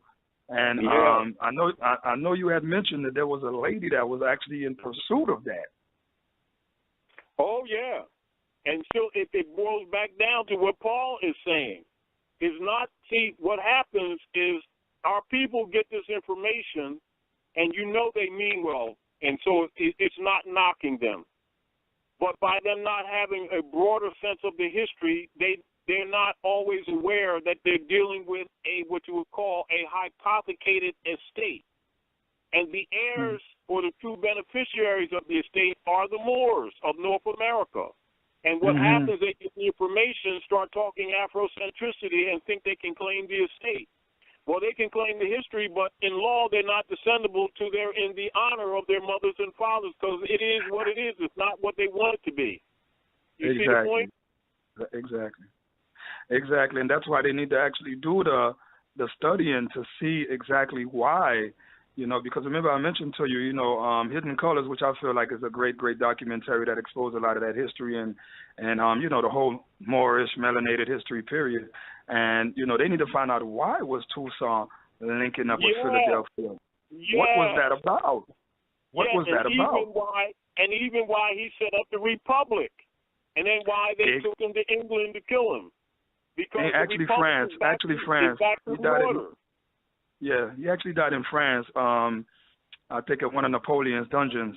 But you're exactly right, because the more I study that history, and I'm really a historian guy, and I really feel like if people really want to know what's going on with as far as North America and Caribbean, that whole Columbus thing, you got to really check out the Haitian Revolution. Because that has a lot of insight. Yes, okay. And that's why they got to recognize that when you're dealing with the real operations of things, that even though they're looking at things in the contemporary prospect or perspective of territorial jurisdictions, that the real operations bleed through the lines of political jurisdiction across the planet so that their concepts will be right, because they don't understand the issue of the empire. You see the point? Yes, and that's exactly what it was, because when you really check out, you just mentioned how he established a republic, and Toussaint had a conflict. The conflict that he really had, which really led to his demise, is the fact that his lieutenant, which was the most savage one, Dessalines, was steady trying to tell him to eventually break away from France and declare independence, and in a way he never wanted to do that. But when he wrote the Constitution for Haiti, that really caused a conflict, and Napoleon really felt that he was really establishing independence anyway, and that's what brought about the war from France and everything. But I mean, again, that's also why they disallowed operations of progress in Haiti even to this day.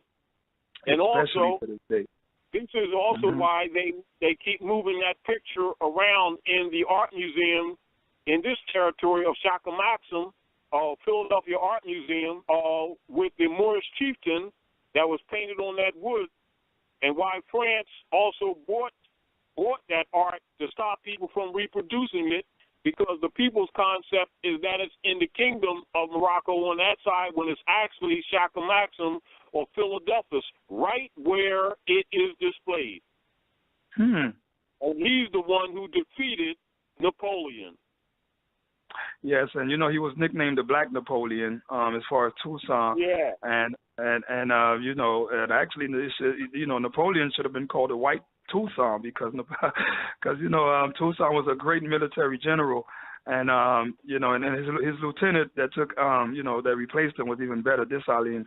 And the thing is, to me, this is a very great history, a Moorish history that really has to be exposed a little bit more.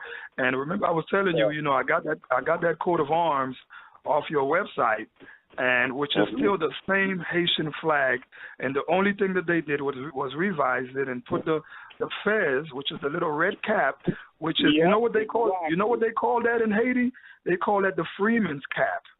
And I'm like, wow, I never knew that. So in other words, this is a nation of free men. Yeah, now you notice how they have 7 flags? And they have the flags with the staffs, exactly. There you go. Yes. I mean, it's just another how should I say it? Just another, portrait of the same Moorish coat of arms, which goes back to the maroon. They're showing the people the history, but the people connection, think they're different. The history. Exactly, and that's why I try to remind the people that this is really the same Moorish Republic, and then actually, when you do the research. When you do the research, Haiti, or Haïti-Kiskeya, which is the original indigenous name, and I heard you mention indigenous, and it's very important because, see, indigenous, when you say it in Creole, which Creole is one of our ancient languages that goes back to the Igbo tribe in Nigeria and Arugo. I spoke to a Nigerian brother who told me that Creole comes from the Aruba tribe. Okay? Yeah. And he was telling me that, when you say Creole, when you say indigenous in Creole, it's indigène, which means in the genes. Okay, so we carry, you just mentioned the bloodline. That's why it's your birthright. You are absolutely correct, my brother, when you mention that it is your birthright. It is your estate. If you watch the movie that came out about Noah, there was a part in there where when he was passing on the birthrights to him, he actually told him that I pass this birthright on to you, my son. So with the passing of the birthrights come the passing of your estate, which is your blood. It's in the genes. Now look at this. Remember when Obama went there and exposed the Masonic secret of the North Gate? Remember just the year before, Rahm Emanuel, the Jew, who was on his administration, ran for mayor of Chicago, and one of the first things that he issued, according to the cosmological designation of the North Gate being December the 22nd, 211, issued a proclamation telling the history of the estate of West Amexem, North Amexem, Central, and South America comprising the Moorish Empire, and published it. Exactly. Wow. Exposing that history. Yes. That is so true. And, you know, one thing I want to touch upon that you brothers always talk about trust.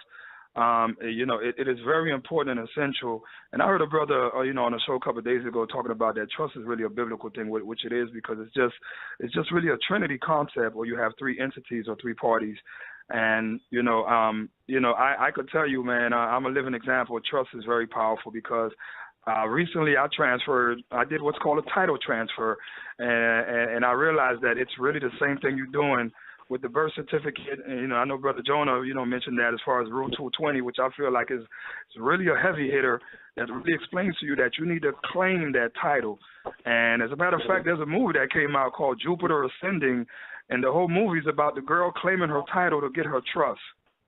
And, they just actually putting this out for people to know, but, I just recently transferred my car and put it in trust, and I actually got a customized plate that says Moors. It says Moors #1. It's a custom plate. Now, even though they gave me the decal, the expiration, I don't put it on it. I leave it blank. All it says is decal. There's no expiration because it's a private trust, and I had it attached to my 9/8. And I went to the tag agency to do this at the county. And, brother, ever since I've been riding with that tag, and, I don't use no license, no commercial instrument, because I'm not doing commerce with my vehicle.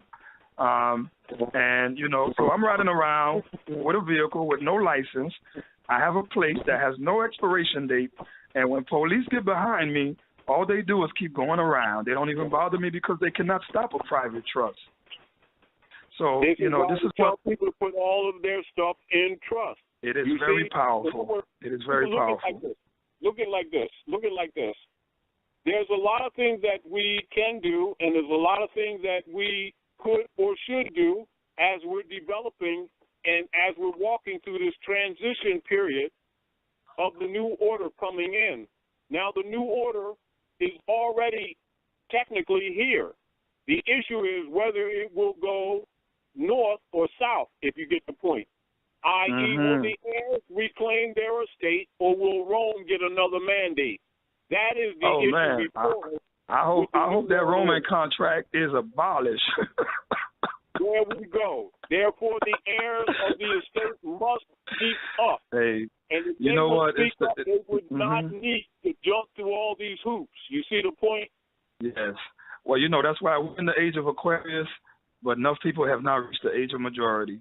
And this is what we need to teach the people, man, that, you need to reach the age of majority, claim your estate, reclaim your birthrights, and, claim that title, so now you could be at the age of majority, because this is what's going on. You brothers really expose it, and it's great information to be exposed, and it's something that the people really got to, check out. And, I told you before that I have a company called Indigenous Consulting, and my main thing is immigration. I do immigration law. Yeah. And, it hit me not too long ago that immigration law is really where status is, because if you look at a form called the I-9 form, which is a USCIS form, immigration form, it tells you the main four statuses, which is, of course, everybody knows, citizen of the United States. Right below that, you have non-citizen national. And see, that's something, and this is a form that everybody sees whenever you get employed and you get a job, because it's an employment verification form, and it usually comes with your W-2, and it's an immigration form that deals with status. And it's asking you, which one of these statuses are you? Are you a citizen of the United States, which we know, according to Title 28, Section 3002, is a corporation? Are you a non-citizen national of the United States? Are you a permanent resident? Are you just an alien authorized to work? And these are the main four statuses. Yes, let's take an excerpt from what George Washington, president, has said in relationship even to that jurisdiction. This is George Washington, quote unquote. The encouragement with which your majesty, he's talking to the Emperor of Morocco. George Washington. The encouragement which your majesty has been pleased generously to give to our commerce with your dominions, the punctuality with which you have caused the treaty with us to be observed, and the just and generous measures taken in the case of Captain Proctor make a deep impression on the United States and confirm their respect for and attachment to your Imperial Majesty. It gives me great pleasure to have the opportunity of assuring your Majesty that while I remain at the head of this nation, I shall not cease to promote every measure that may conduce to the friendship and harmony which so happily subsists between your empire and them, and shall esteem myself happy in every occasion of convincing your Majesty of the high sense which, in common with the whole nation, I entertain the magnanimity, wisdom, and benevolence of your Imperial Majesty. And may the Almighty bless your Imperial Majesty, our great and magnanimous friend, with his constant guidance and protection, signed George Washington. Therefore, in any legislation coming out of the jurisdiction of the United States, even under their color, they must construct remedy, mustn't they? Exactly. There you go. And that's why I think it's very, very important for people to really, study the history of the Moors, not just, because sometimes I hear a lot of people kind of diss, the Moors and the whole Moorish history. And I think sometimes people need to go back into actually, of course we know, and I do agree because I dealt with the Moorish Science Temple, and it didn't take me long to realize that they were not serious, and I got out of that quick, okay, because it just didn't make sense to me what they was teaching, but I realized that, we just have people that just are not keeping this thing up the proper way, but the whole Moorish movement, and anybody, if you're a melanated individual, and you diss a Moor, you're really dissing yourself, because Moor just means a melanated person or individual. And before, we went into the Negro and all these things, we had Moreno, we had Moorish, we had Maroon, we had all these terms that goes back to describing a melanated individual. And, of course, we had terms before that. Okay, we have Kush, which I still feel is Kush is, the whole world is Kush. The whole, in the Bible, the first country mentioned in the Bible was Ethiopia or Kush. Let's just cut to the chase with this. Mm-hmm. This is part of the problem with the people because of both the negatives and the positives of our history. They want to take the positive and forget the negative or disconnect. But it doesn't stop them from being who they are. And in fact, when they talk from a third-party perspective, they're telling the world that they are not descendable in law, and they don't know that. That's problematic. And, of course, we have to overcome that, and we also have to recognize the COINTELPRO operation set up under Hoover and Coolidge is designed by those persons administering some of these organizations to purposely cause that schismata that we have called the divide. And sometimes it's referred to as the great sellout. So that is a political activity, and it is incumbent upon those who know this to stop presenting this information as a belief system, which it is not. It is actually the true politics of North America and the modern contemporary world. Yes, Taj. And, one comment I want to make, I don't want to hold up the whole line. I love talking to you, man. I love, love reasoning with y'all brothers. But, I really feel like it's important, it's imperative, man, that we really link with the Native American tribes. We really got to get to our indigenous roots. And I do agree when I hear the brothers say that Moor is a general term. I mean, yes, you are Moor, but what Moor are you? What tribe do you come from? Like I just found out Miami is the name of a tribe. Miami, like Florida, was mostly indigenous tribes, and Miami was a name of a tribe. So we have to go back to the tribal. We have to go back, in the Caribbean, we have the Arawaks. When you talk about Haiti and Jamaica and a lot of these places. You got Carib, Arawak, etc. And this is one of the problems with the schismata, where they don't recognize their bloodline nation state. They're looking at tribes, which is divide and conquer. The tribe is subordinate to the nation, to the estate. This is what has mandated the European to continue in his powers. You see the point? Mm-hmm. But don't you think it's important for us to actually link up? Like I was watching on YouTube. I've seen the Gullah tribe, Gullah Geechee. Now they have a queen. Now I don't know if you heard, but I just heard a brother was telling me that they're getting ready to crown the Washita Queen in California sometime in June or July. I don't know. I heard about that, and that's to me that's powerful, man. That's something that we all need to come together. All Native people, all people that put themselves under that indigenous Moorish banner, which means Moor just means you a melanated individual. That means you just a Aboriginal individual. So we need to listen. We need to cut out those apologetic statements like melanated individual. That's bullshit. They're Moors, period. Thank you. But you got to give it to them. You got to sugarcoat it a little bit for them. Listen to what I'm saying to you. Because when you tell them they Moors, a lot of them want to be dissing Moors, and they don't understand when you diss a Moor, you just dissing yourself, because the word Moor or Moorish, going back to the ancient Latin, just means a dark-skinned person. So we know now we use the term melanin, or carbon, if you want to say carbon individual. Listen to this. As long as we keep dancing around the bush, we give the European mandate, because truth needs no apology. They don't talk about the European as the lack of melanin, man.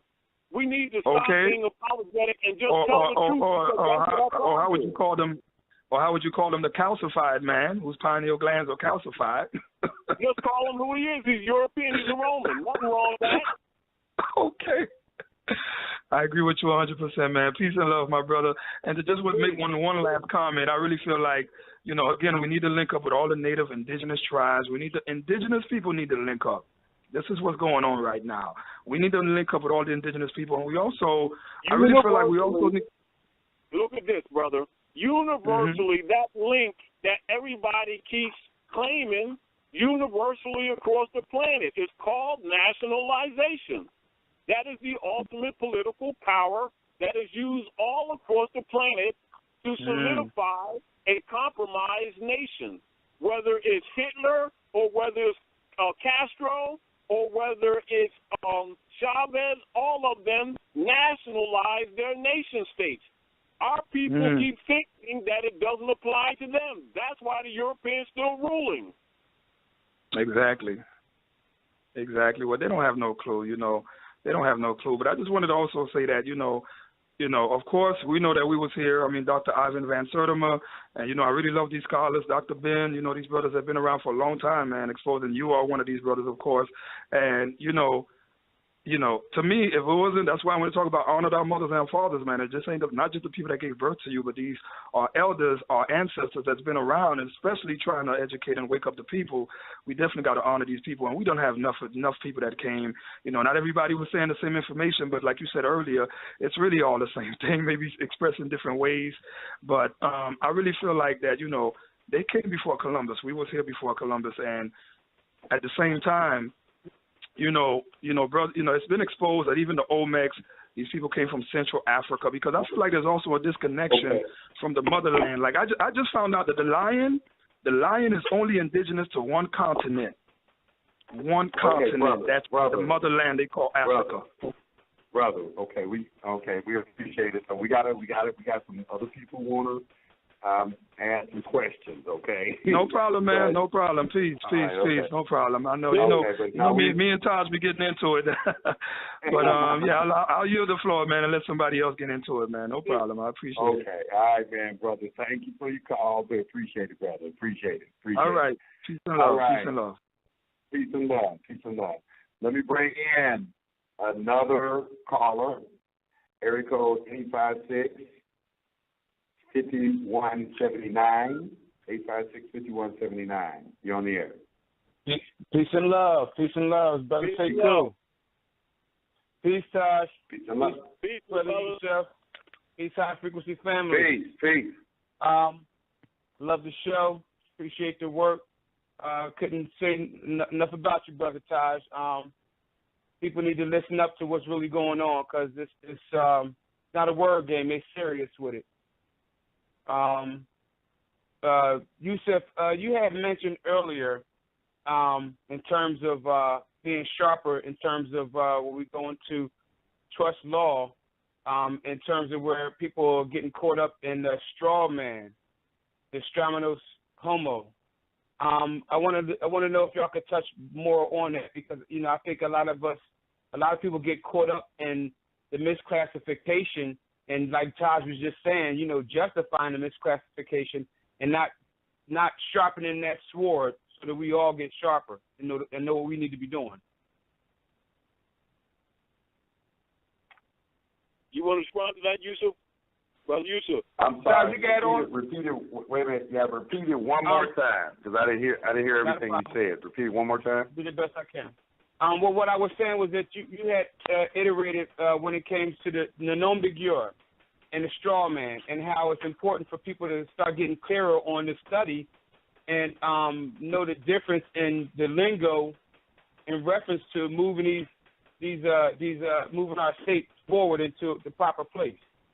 So I was just wondering if y'all could go into that in terms of, because the brother was just going back into, trying to use these soft terms to justify the cause that's going on.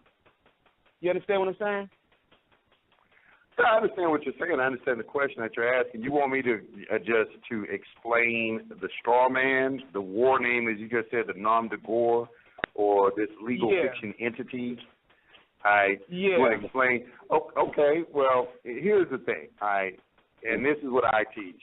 I teach law breaks down. You got to see how law breaks down and how it's all interconnected. All law comes from natural law, the laws of nature. And then from under that, you get what's called positive law, which is another name for man-made law. And then you get two classes of law called public law, substantive law and procedural law. And then substantive law breaks into two classes called public law and private law. The public law is your constitutional law, your criminal law, your administrative law, your public international law, and your tax law. That's public. People have to understand that. You can Google that, look it up in a Black's Law Dictionary, do whatever, but you need to understand how law is classified. And then there's a private side of law, and private side of law is contract law. And this is very important for people to understand, especially when it comes to things like dealing with these municipalities that have a quasi-public and quasi-private characteristic, and the Clearfield Doctrine, and when they come in and they start trying to contract with you. This is why you need to understand that contract law is private law. But contract law is private law. You have property law, you have tort law, you have status law, you have family law, you have private international law. All these things fall into the private side. Now, why am I saying this? I'm saying this to say a lot of times, you'll have people in the public and they'll try to say that this is some type of conspiracy talk or something like that.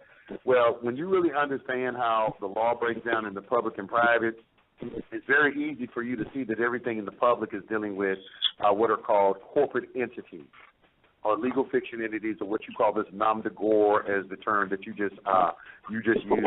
Some people call it a franchise, has many different names that it goes by, but it is a entity that is utilized for tax purposes. And the IRS recognizes 7 different entities, and they are a trust, an estate, a corporation, company, an association, a partnership, and in what is called an individual. And the word individual does not mean a living entity. It is a word utilized to describe an organization. And you can find that out by looking up the word in a Black's Law Dictionary. So these words that you're using, this is for tax purposes. Now, you see a lot of Moors, they put in paperwork saying that they're tax exempt. To be tax exempt, you have to be operating privately. You have to avoid what are called minimum contacts. The federal government is only going to tax you. They only tax what they create. Let me say that again. They only tax what they create.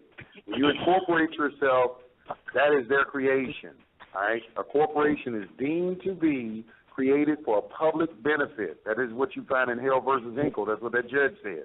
Whenever you incorporate yourself, that's for the public benefit. Now, you can create a business through a contract, and that's what unincorporated business organizations are, or what are called trusts, which is what we teach, of how to operate your entity privately, where the government can't intrude upon it, and it can't be taxed. Right? This is what it all breaks down to in this public and private issue. It really breaks down to tax, and you even have that in the Bible, where the when the Pharisees and Sadducees came to Jesus and asked him, you know, is it lawful for us to pay taxes to Caesar? And he said, render unto Caesar what is Caesar, and the Lord what is the Lord. The private domain is the world of God and the laws of God, and we interact with each other through contract. This is why you got to get back to honoring. This is where your religion plays a part, because you are supposed to be honoring the Creator, and most people aren't. They give lip service to this, but they're not striving to understand the laws that regulate everything in nature and nature's God, and come to an understanding of that and honorably submit to that. Right? Because you're not to be afforded any protections if you're just giving lip service to something, or you're just filling out some paperwork thinking that this paperwork got you covered. It is about your conduct and your character that is going to be assessed, that needs to be properly assessed, and your intentions as they relate to your interaction with you know, vice any type of governmental entity. But back to what I was saying, I don't want to digress too much. This is a taxable entity that they create, and their creation, they're going to govern it, and it's a fiction. So you can utilize that entity. You can be in the world but not of the world. This is what I try to get people to understand, this concept, that the world is governed by commerce. You're not going to, you know, something short of some divine intervention or everybody in the world waking up at the same. I'm just a realist. I look around, like right now I'm in Compton. I'm in South Central Los Angeles right now. When I leave this phone call, I'm walking down, I see the real world. I'm looking at the world. I'm looking at my people. I'm looking at the work that has to be done. We have a reality that we have to deal with. The reality of the situation right now is that the world is operating through commerce. People need money. And so I'm having to think of ways, okay, well, how can we organize ourselves in a certain way and create an infrastructure or some sort of insular environment where we can govern ourselves and, and without inciting the ire of the federal government, because I've been part of organizations. We done went off and got land, 400 acres, and set up our own communities and everything. Next thing you know, federal government jumping out of helicopters, pointing guns at everybody's head, trying to kill people, saying that all this kind of stuff. So I've already been down some of those roads. So I'm trying to think, okay, well, how can I, assist my people in a way where we can kind of like utilize the system for our benefit? Because I'm out here in California. I'm down in Korea land. The Koreans, they got a whole section of Los Angeles to themselves. You know what I'm saying? They got their own businesses. They got their own banks. They got their own houses. They got their own communities. They got their own neighborhoods. They got their own law enforcement that, patrolling their neighborhoods and everything. Why we don't have all of that? Why we don't have all of that? And the only conclusion, I went to Hawaii. I was in Hawaii. The Japanese are there. They got a trust set up. They building stuff left and right out there. Hawaii look like Japan now. When you go into Hawaii and everything. And then the Mormons. I'm looking at the Mormons. I'm looking at how they operate. I'm looking at all these different organizations are making moves, and everybody's making moves through private trust. They understand how to aggregate capital, how to utilize trust certificates of unincorporated business interests to generate capital if they don't have the capital to build an infrastructure for their benefit. And this is all business. It's all business. So I don't want to, I try to focus on that. I don't try to, and obviously the nationality aspect is important because we need to have some cohesiveness. As Todd just said, we've been compromised, and we need to have some sort of unifying effect. And I have some of my ideas on that particular thing too. But business operates through fictitious entities. Even a trust on the private side is considered a fictitious entity. They operate through fictitious entities. So if you're not engaged in business, if you're not trying to do business in the world, which is why you go and get a 98 number, you go and get a 98 number because that is purposes. That means that you want to open up a bank account and you want to engage in banking. But if you're not desirous to do any of those things, then stay out the way. Don't get involved with those things because that's what those things are for. 98 numbers are for business. DBAs is doing business as. A UCC is a Uniform Commercial Code. It's for commerce. It's for doing business. Don't try to mix these things up. These are all things that are for facilitating business. and business operates through fictitious entities. So I don't know if I can explain it much better than that. Is there something you want me to talk about other than that? No, that was good. That was no, you know, because my thing is like, you know, we need to know these things. These things need to be drilled into us. You know, I sat with the elder many times, and you know, it's about cleansing, because we need to understand these things on both sides, and because they're not just coming at any of us one way. They're coming at all of us all kinds of ways. My feelings on this is this: we're supposed to nationalize, and all the members, if the public is not a place for people who do not know what to do, and that's why they have schools, that's why they need to get licenses, degrees, and things of that nature. There's certain people who are supposed to be operating in the public. The rest of the people are not qualified to be in the public. They need private, and he's operating in the public. You can interact in the public who are competent enough to know how to make moves in the public.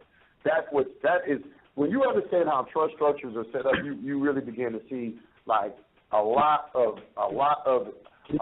this is our fault for our failure. First of all, we're not educated about this information, and we split up. We're not a cohesive unit. You know, you got to be a cohesive unit, and then you got to allocate your resources, aggregate your resources, as well as you got to identify the people within your community who are competent enough to handle the business for the nation. You can't just be appointing people because you like them. You know, you're like, you know, I like Yusuf I'm going to appoint him as a trustee over this real estate trust.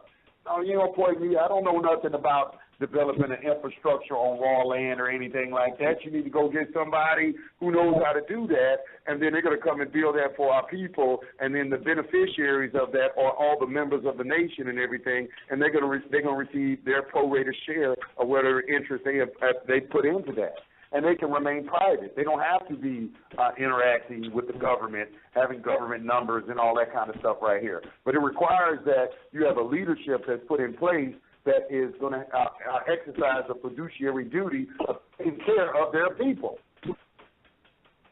You got to take that's what the checks and everybody are supposed to be doing. You know, you're supposed to be taking care of your people. You have a fiduciary duty to your people, and in order to effectively do that, they got to be competent. And they got to understand business. You got to understand how the world works. I really don't, you know, just in my opinion, nobody has produced to me some type of schematic of how we are going to build this, you know, nation in a way. I don't see any other way to do it other than through a trust. I mean, you know, it's just my opinion on it. It's like, okay, what's the plan? Clear. Appreciate that. I'm going to yield the floor. Okay. Peace to the guys. Hopefully I didn't get confused anybody.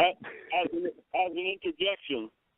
interjection in support of what Brother Yusuf is saying, we must go back to the principles of our ancient mothers and fathers, whereas the natural persons who are assigned to positions are based on meritocratic operations.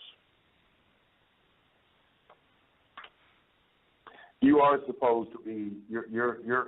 You know, the more I study this, you're supposed to be. I understand the role your religion plays into this. You know, I don't mean that.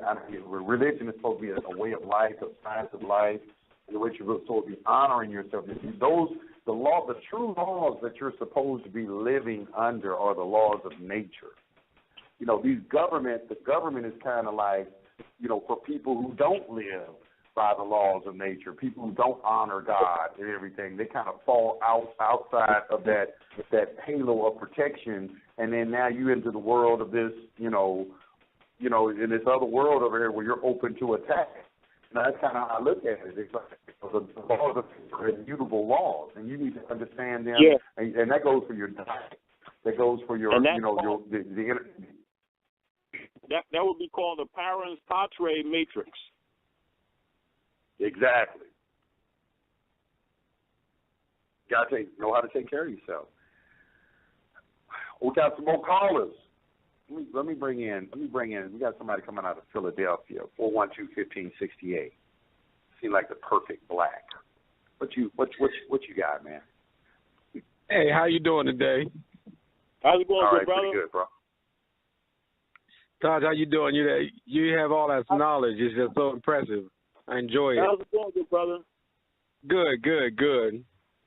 Hey, you were speaking earlier about the friendship, peace and friendship treaty. Yes. Yeah, go ahead. Well, these treaties, they supersede the Constitution. Is that correct? Yeah, of course. As a matter of fact, in law, they're looked at as one document. Okay. Because a lot of people, they try to act like these treaties don't mean anything, but the Constitution itself. Yeah, I understand that, but like Yusuf say, we need to study because we need to know how things function, not what we believe or what our emotions are. As an example, let's deal with what is known as the supremacy clause of the American Constitution, which is Article 6. It says all debts and engagements entered into before adoption of this Constitution shall be binding against the United States under this Constitution as under the Confederation. And all treaties which are made or shall be made in pursuance thereof shall be the supreme law of the land. And the judges in every state shall be bound thereby. And any laws or constitution of any state to the contrary notwithstanding. And all officers in government must take an oath under that supremacy clause, i.e., who may deal in any position of authority, federal, state, or local or municipal, etc., under the jurisdiction of the United States, which is why Article 6 is referred to as the supremacy clause. And right in Article 6, it is clearly evident that these are binding against the United States, not for the United States. And a lot of times when people make statements like that, it is because their clubs don't teach the real history, and then they have to justify misclassifying the people as black and other brands that they've adopted from the European code operations of Carlos Linnaeus, i.e. what you would call COINTELPRO operations. And logically, persons who are not willing to tell the real history, both the good and bad, it is not in their political interest to preserve their different club thoughts to tell the real history, because the real history does not necessarily allow us to compromise into what we like or what we do not like. However, the fact of the matter is the very problems that we're all suffering, they are suffering from because they won't enforce the law. Yield the floor. Okay. Well, the reason why I asked that, because under Article 7, these common law courts, because they're basically dealing with the Roman civil law. What Article 7? What Article 7? United States Constitution. Yeah, well, name the section so the people can relate. Oh, I don't have it in front of me. I don't have. Remember, you should memorize it. If you're going to make a law statement, you should memorize it. It should be part of your memory to give support to the argument. Okay, well, I will do. But when it talks about jury your peers and its decision from, that's not Article 7. I'm sorry, the 7th Amendment. I'm sorry, it's the 7th Amendment. No, amendment. You're talking about Amendment 7 of the Bill of Rights. Yes, sir. Yes, sir. All right. Go ahead. Where it talks about the a common law court, and where it says you're entitled to a jury your peers, and I thought the jury your peers were like the nobles. So would a jury your peers be like, you know, if you're a Bey, a L, can you basically the man that sort of the jury of your peers would naturally be another national, which must be identified, because if they're not a national, they cannot stand in judgment of another national. Therefore, a black man cannot stand in judgment of a white man, which is status and not complexion. That must be understood in context and not how the people take it today who have been subjected to the Carlos Linnaeus, Blumenbach, a code system for Christian property. And what you recognize is most of the time when people are making them references, they're making them with connotative perspective and not in their denotative original etymological formation, which has to do with legal status, not complexion. Okay, yeah, that's basically what I wanted to understand. And also when it says, like, the sovereign decrees the law, and if you declare the common law, does that kill all that remedy as far as, like, all that information as far as, like, dealing with status? Let's look at it this way.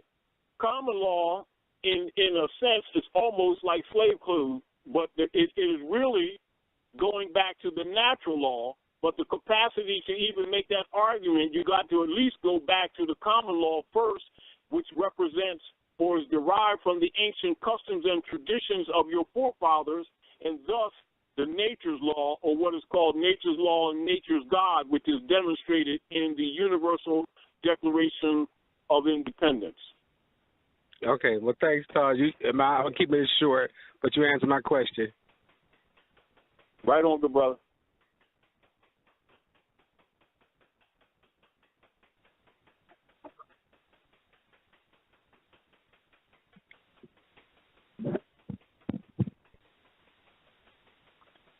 Okay. Y'all there? Yeah, I guess so. Okay.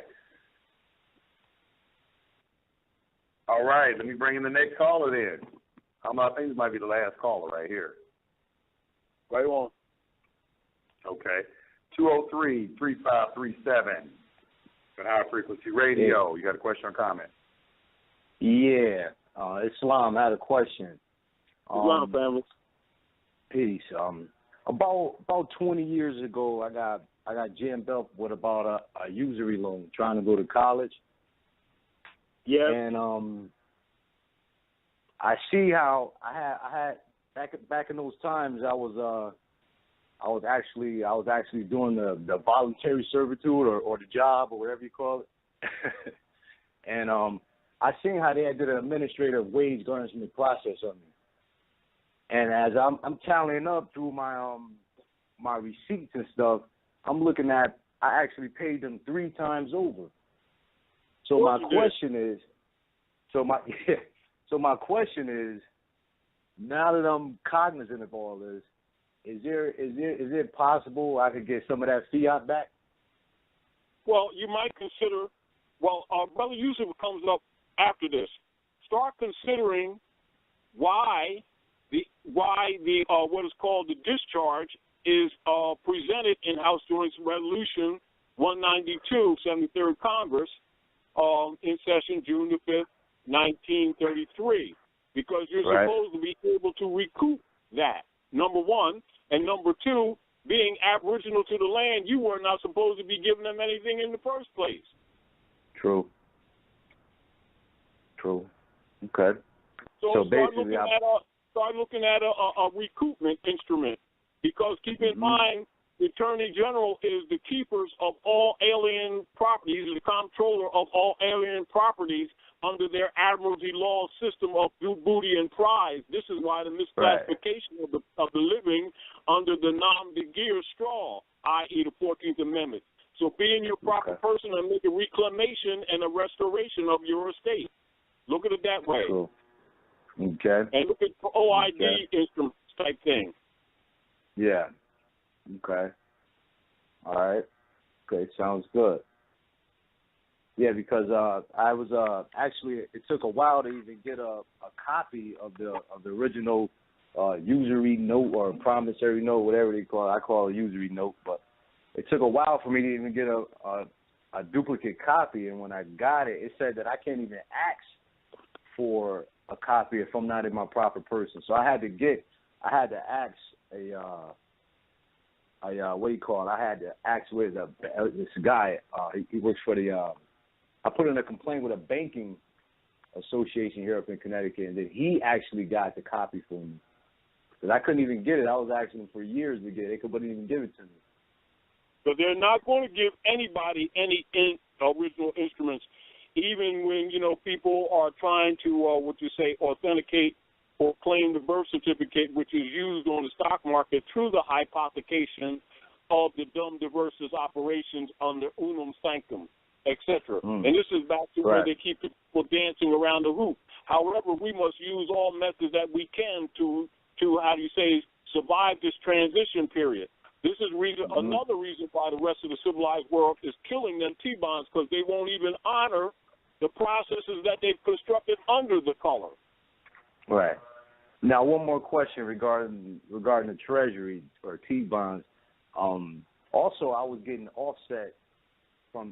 Treasury offset. So, is there a way to gain an account or a report from all that fiat that was taken from you by Treasury offsets as well? Slow down. Brother Yusuf says when he's talking about estate, if you're talking about an estate, if you're talking about administrators, you're talking about an estate, and therefore you're talking about FOFers or trustees and a beneficiary. Now, if you're your proper person, you have right of claim of estate, command a report. Okay. So that's really saying that at the Treasury as well. I would think that you would do. I would think that you would probably do something maybe to the IRS, maybe a 1099, or what you could do is you could start off by asking for a copy of your individual master file as well. Right.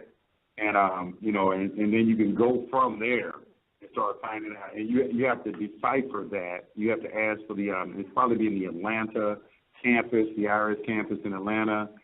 You have to do a Freedom of Information Act request through them and ask for a copy of your individual master file. Tell them to also submit all the codes necessary to decode it. And then once you start decoding that, that'll probably give you the information you'll need to get additional information. But as far as any recoupment, you're in Connecticut, and that would be under Title 42A-3-305, which would be a claims and recoupment, and 42A-3-306, claims to an instrument. And you probably have to go under Article 8 of the UCC, which is securities, to to put a claim together on that. Reclaiming for the recoupment. That's where you do it. But the recoupment also to demonstrate. You got to understand courses. There's a lot of stuff. When you're doing this commerce, you need to really read commerce, the commercial. If you're not going to do commerce, don't read the commercial code. It's just like playing Monopoly. Right. You don't know Monopoly.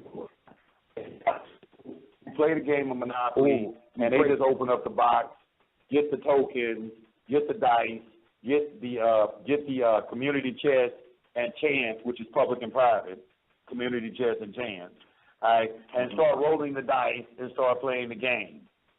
Okay. Right. Then there are of us who will take the time before we even open up and put the game out. We say, well, okay, what are the instructions? Let's read the instructions. How to play. Okay.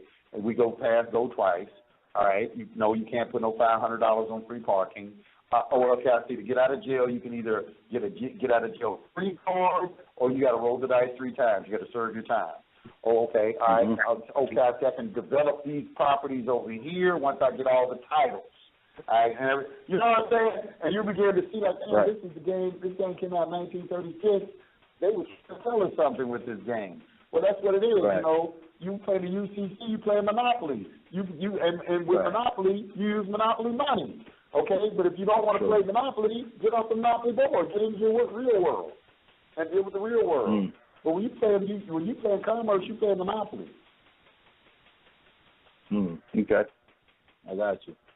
So it seems like I got a bunch of things I got to put together then in order to try to recoup some of this. Okay. All right. Again, this is why we remind people. When you start studying and recognizing the fraud, don't just jump and start doing things. Study, learn the law, learn history, and push your ego to the back. Also, it is in best interest of everybody to disregard their belief systems, because usually that hampers them. Start dealing with mathematics, geometry, and reality. Yeah. Yeah, I'm trying to deal without dealing with emotions. But it's hard not to when you get upset. I start looking at how much energy I transfer to them for no apparent reason, in the form of those FRNs or basically my time, my labor. Now keep in mind the FRNs are bookkeeping entries against your estate. Always look at it that way. Mm-hmm. Okay. Don't look at that as money. Look at the Federal Reserve notes as private commercial paper that are used for double bookkeeping purposes for inputs, outputs of energy output for the exploitation under dumb diversus, etc. If you keep looking at them as bookkeeping entries, you'll better be able to look properly at how you should be looking at these whole processes. If you look at it as money, it's going to keep things gray. Now, they started off with an administrative process when they initially did it. It was about 20 years ago when they started doing it. And now stop right there. Whenever you hear the word administrate, think trust. And yeah, so they start off with that. They call it AWG, or administrative wage garnishment or whatever. And when they started it, I didn't know at the time that I had pursuant to the Connecticut Constitution, I had a right for them to produce all these original documents, and I actually had a right to even go to court on it if I disagree with the, all right. with the, now stop right there again. Stop right there again. Yeah. And when you talk about state, Connecticut state, remember all of the states are political jurisdictions that were created from the estate. They take the E off and they made the state. They're all what you would call administrative constructs for controlling or administering the occupied estate. Keep that in mind when you're talking. Right. So, okay. I keep it in mind. I'm starting to get the concept. I'm getting the concepts. I'm just trying to work slow and try to apply it. And I had a little bit of success listening to y'all with the well, actually, they tried to rear their ugly head up again, and I sent them some correspondence, and it stopped. But I don't think I nailed the coffin shut though. I think it's still more. I don't think I can ever nail the coffin shut until I can either recoup some of this fiat back or do some of these processes that you explained earlier. You're getting energy inputs back to, in other words, you might call it energy inputs back into the battery for the energy of your estate. Right. Yeah, that's what I want to do. So, but thanks. That clears up a lot of stuff. And Yusuf with the actual code, I'm gonna actually replay this. I can't replay this because it's off the record now. I didn't write it down. I'll have to get back with you then, Yusuf. On that note, but thank you, Taj. All right, my brother. For giving me the insight. But I'm gonna yield the floor now. But thanks for all the insight. Okay, you're welcome, brother. And I'll keep studying, learning, and multiplying. All right. Taj, I think that's it. We out of time, brother.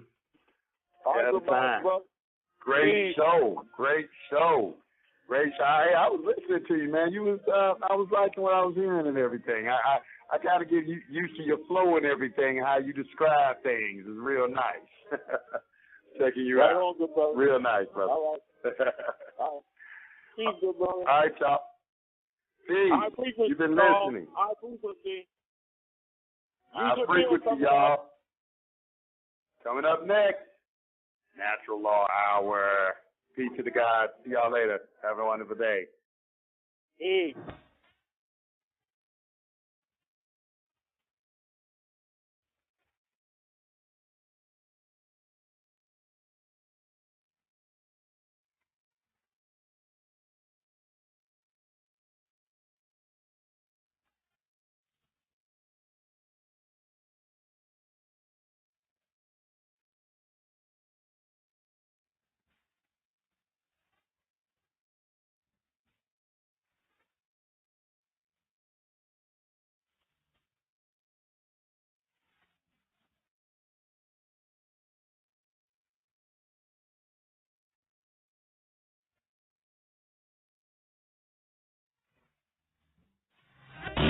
You're listening to Mobile Oasis with your host, Taj Tarik Bey. Exclusively on High Frequency Radio Network, the baddest radio network on the planet. I'm doing this thing all the way live. High Frequency Radio.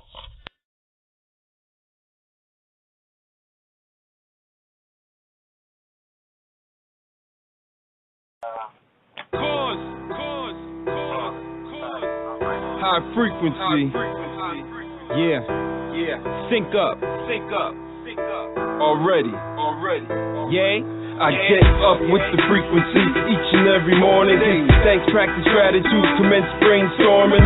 Live, awake, excited, new day, new me. TSA, courtesy of JRE and Scott Free. Too many folks shallow, scared to drown in the deep end. And I ain't pointing fingers, best believe I was one of them. The pain I was numbing it, self-inflicted punishment. The streets I was running in led me to consciousness. Yes, they can steal my flows, but can't block my shine, baby. You see my glow?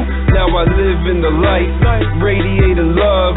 Sun, you're a star, as below, so above. Am I too metaphysical? Are you over analytical? So many situations get critical. I'm a warrior, survivor is an understatement.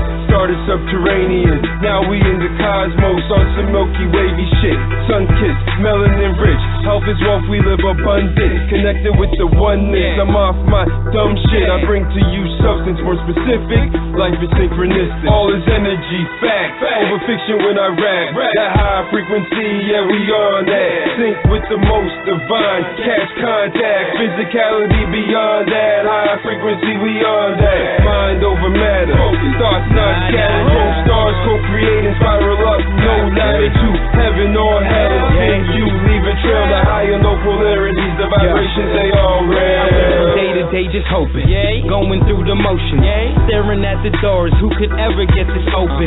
Till I uncovered the secret to keeping it real. I got in touch with my soul, expand my frequency field. We play and follow the leader ain't going nowhere. That's why I'm living my life with a sovereign mind. All I want in this world is to spread love and greatness to you, using my music for we out of time. So for the divine, I'm doing my due diligence, giving some peace to views that's too militant. Doing it different, I got purpose and position. Feel the vibration, transmission is the mission. Need you to listen to these words, my dude. I swear my third eye got a bird's eye view. And do you wanna sync up? Cause I do.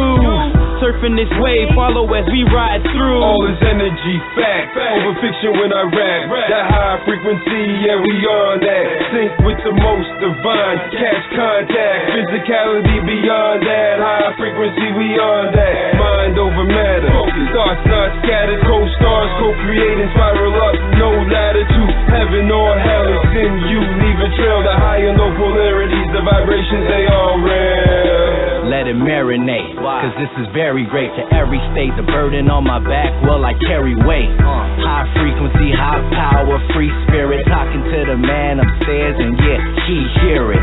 Man, I'm riding the wave, inspired by the days when we sparked up, that was the light of the haze. But now I'm synced up, yeah, my drink's up. Am I drinking again? Well, you know, yeah, the gig's up. Freedom ain't free, believe them, they not me. The oppressor knows my melanin rich, and I'm scot-free.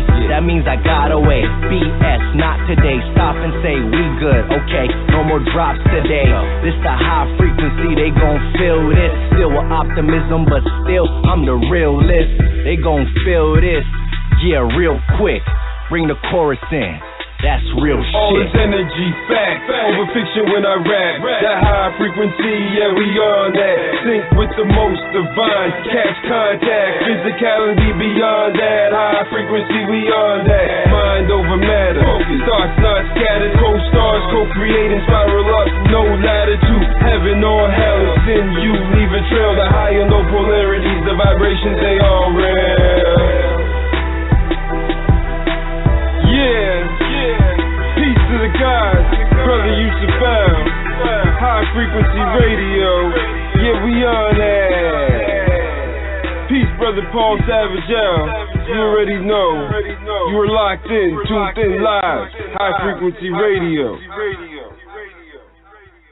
Sync up.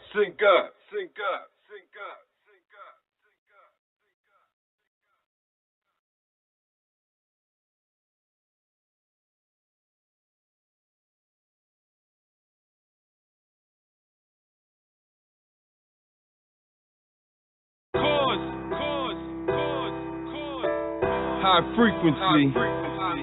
Yeah. Sync up. Already. Yay. I get up with the frequency each and every morning. Thanks, practice gratitude, commence brainstorming. Live, awake, excited, new day, new me. TSA, courtesy of JRE and Scott Free. Too many folks shallow, scared to drown in the deep end. And I ain't pointing fingers, best believe I was one of them. The pain I was numbing it, self-inflicted punishment. The streets I was running in led me to consciousness. Yes, they can steal my flows, but can't block my shine, baby. You see my glow? Now I live in the light, radiating love. Sun, you're a star, as below, so above. Am I too metaphysical? Are you over analytical? So many situations get critical. I'm a warrior, survivor is an understatement. Started subterranean, now we in the cosmos on some Milky Wavy shit. Sun-kissed, melanin rich, health is wealth, we live abundant. Connected with the oneness, I'm off my dumb shit. I bring to you substance more specific, life is synchronistic. All is energy, fact, over fiction when I rap. That high frequency, yeah, we on that. Sync with the most divine, catch contact, physicality beyond that. High frequency, we on that. Mind over matter, thoughts not scattered. Whole stars co-creating, spiral up, no ladder to heaven or hell. Then you leave a trail, the high and low polarities, the vibrations, they all real. Day to day just hoping, going through the motion, staring at the doors, who could ever get this open? Till I uncovered the secret to keeping it real. I got in touch with my soul, to fan my frequency field. We playing follow the leader ain't going nowhere. That's why I'm living my life with a sovereign mind. All I want in this world is to spread love and greatness to you, using my music for we out of time. So for the divine, I'm doing my due diligence, giving some peace to views that's too militant. Doing it different, I got purpose and position. Feel the vibration, transmission is the mission. Need you to listen to these words, my dude. I swear my third eye got a bird's eye view. And do you wanna sync up? Cause I do. Surfing this wave, follow as we ride through. All is energy, fact, over fiction when I rap. That high frequency, yeah, we on that. Sync with the most divine, catch contact, physicality beyond that. High frequency, we on that. Mind over matter, thoughts not scattered. Co-stars co-creating, spiral up, no ladder to heaven or hell. It's in you, leave a trail. The high and low polarities, the vibrations, they all real. Let it marinate, cause this is very great. To every state, the burden on my back, well, I carry weight. High frequency, high power, free spirit. Talking to the man upstairs, and yeah, he hear it. Man, I'm riding the wave, inspired by the days when we sparked up, that was the light of the haze. But now I'm synced up, yeah, my drink's up. Am I drinking again? Well, you know, yeah, the gig's up. Freedom ain't free, believe them, they not me. The oppressor knows my melanin rich, and I'm scot-free. That means I got away. BS, not today. Stop and say we good, okay? No more drops today. This the high frequency, they gon' feel this. Still with optimism, but still I'm the realist. They gon' feel this, yeah, real quick. Bring the chorus in. That's real shit. All is energy, fact, over fiction when I rap. That high frequency, yeah, we on that. Sync with the most divine, catch contact, physicality beyond that. High frequency, we on that. Mind over matter, thoughts not scattered. Co-stars co-creating, spiral up, no ladder to heaven or hell. It's in you, leave a trail. The high and low polarities, the vibrations, they all real. Peace to the gods, brother Yusuf found. High frequency radio, yeah, we on that. Peace, brother Paul Savage, you already know. You were locked in, tuned in live. High frequency radio. Sync up.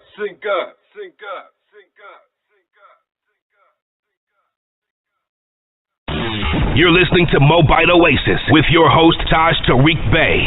Exclusively on High Frequency Radio Network, the baddest radio network on the planet. Islam. This is Taj Tarik Bey for Mobile Oasis on High Frequency Radio. Your call-in number is 424-222-5250. And I'm Taj Tarik Bey, your host for Moabite Oasis. And I'm honored to be here with you today on High Frequency Radio, a humanitarian and informative communications venue. I will be hosting this show for your honor, for your respect, and for your consideration. Rules and dictums were ecclesiastically and politically put in place to promote the injurious and negating of social, political, colonial, and hegemony-oriented foundation of and for all Inquisition and hegemony operations, and particularly launched from North America. And these were pledged by, or pledged to, by their actors, by their administrators, by their personnel, and by their agents and their contractors, etc. Now, these guide points are used by pseudo-public and private operatives for profit directed to the owners and operators of all the corporate state entities and their entity persons, and the same are executed and directed via color of law and by color of authority and by color of office and by ens legis dispensations. Now, this is used structurally to formulate policies which are public and private and are fostered against all Asiatic, African, natural peoples of the planet Earth. Now, some of these bullahs that comprises the heart of the nature of the operations politically, socially, and pseudo-religiously issued by the popes of Rome are unum sanctum. That's U-N-U-M, capital S-A-N-C-T-U-M, unum sanctum. And that was issued November the 18th of 1302 by Pope Boniface VIII. And you have, fourth by Pope Nicholas V in 1452, Dum Diversus. Dum Diversus, capital D-U-M, capital D-I-V-E-R-S-A-S, Dum Diversus, 1452. And then you have Pontifex Romanus, or Romanus Pontifex of 1455. That was set forth also by Pope Nicholas V. Then you have Intercatera Divina of 1493, set forth by Pope Alexander V. And of course, with the Inquisition operations, the agreement of the Christian nations, or what you call the Roman nations, for the enforcement of the same is under the secret treaty of Verona. And then you have the Cestui Act of 1666. Cestui, capital C-E-S-T-U-I, capital Q-U-E, capital A-C-T. Cestui Act of 1666. Now, for those scholars and researchers, look up chapter 11 and chapter 18 and chapter 19, chapter 2. All of these bullahs or dictums collectively are roughly referred to as the doctrine of discovery. These embody the outline of directional functions and purposes of the doctrine of discovery. So when the doctrine of discovery as a policy for the hegemony mission amongst all secret societies who are working on the dark side, and also for the reverends in the communities of persons who are under occupation, they'll usually have a spy center within 4 blocks in any direction, sometimes called the Great Circle, which is a German word for church. They keep tabs and report to the popes of Rome, and most in the modern times under their skull and bones agreement called the 501c3 kickback agreement. So collectively, unum sanctum, dum diversus, Romanus Pontifex, Intercatera Divina, Secret Treaty of Verona, the Cestui, Act of 1666 collectively are referred to and comprise what is known as the doctrine of discovery. And of course, you have subdivisional aspects of the operations under Unum Sanctum, as per the Christian Black Codes of 1724, which were adopted into all the United States corporations from 1 o'clock to 3 o'clock p.m. in the afternoon. This day or degree is Thursday, known in Moorish Latin as Jueves, being the 5th day of the week, and ruled by the planet Jupiter. The holy name for this degree, or Eloah, is Sakael, and as the schedule may allow, I trust to be with you on Thursdays to come. Recognizing the unity of life, we thank you and honor you for sharing your time with us, and trust that our sharing and communications will manifest as nurturing remedial dispensations, bringing forth some greater good and functionality. And as we appeal to the higher principles within ourselves to help as an ancillary in the great universal humanitarian movement, we trust that you will do the same, promoting and supporting the works needed and necessary in helping to uplift fallen humanity. And with that being said, we encourage you to bring the best that your heart has to offer, and let us sit down at the round table and, with good intent, get some work done. And we greet you in peace. High Frequency Radio, Moabite Oasis.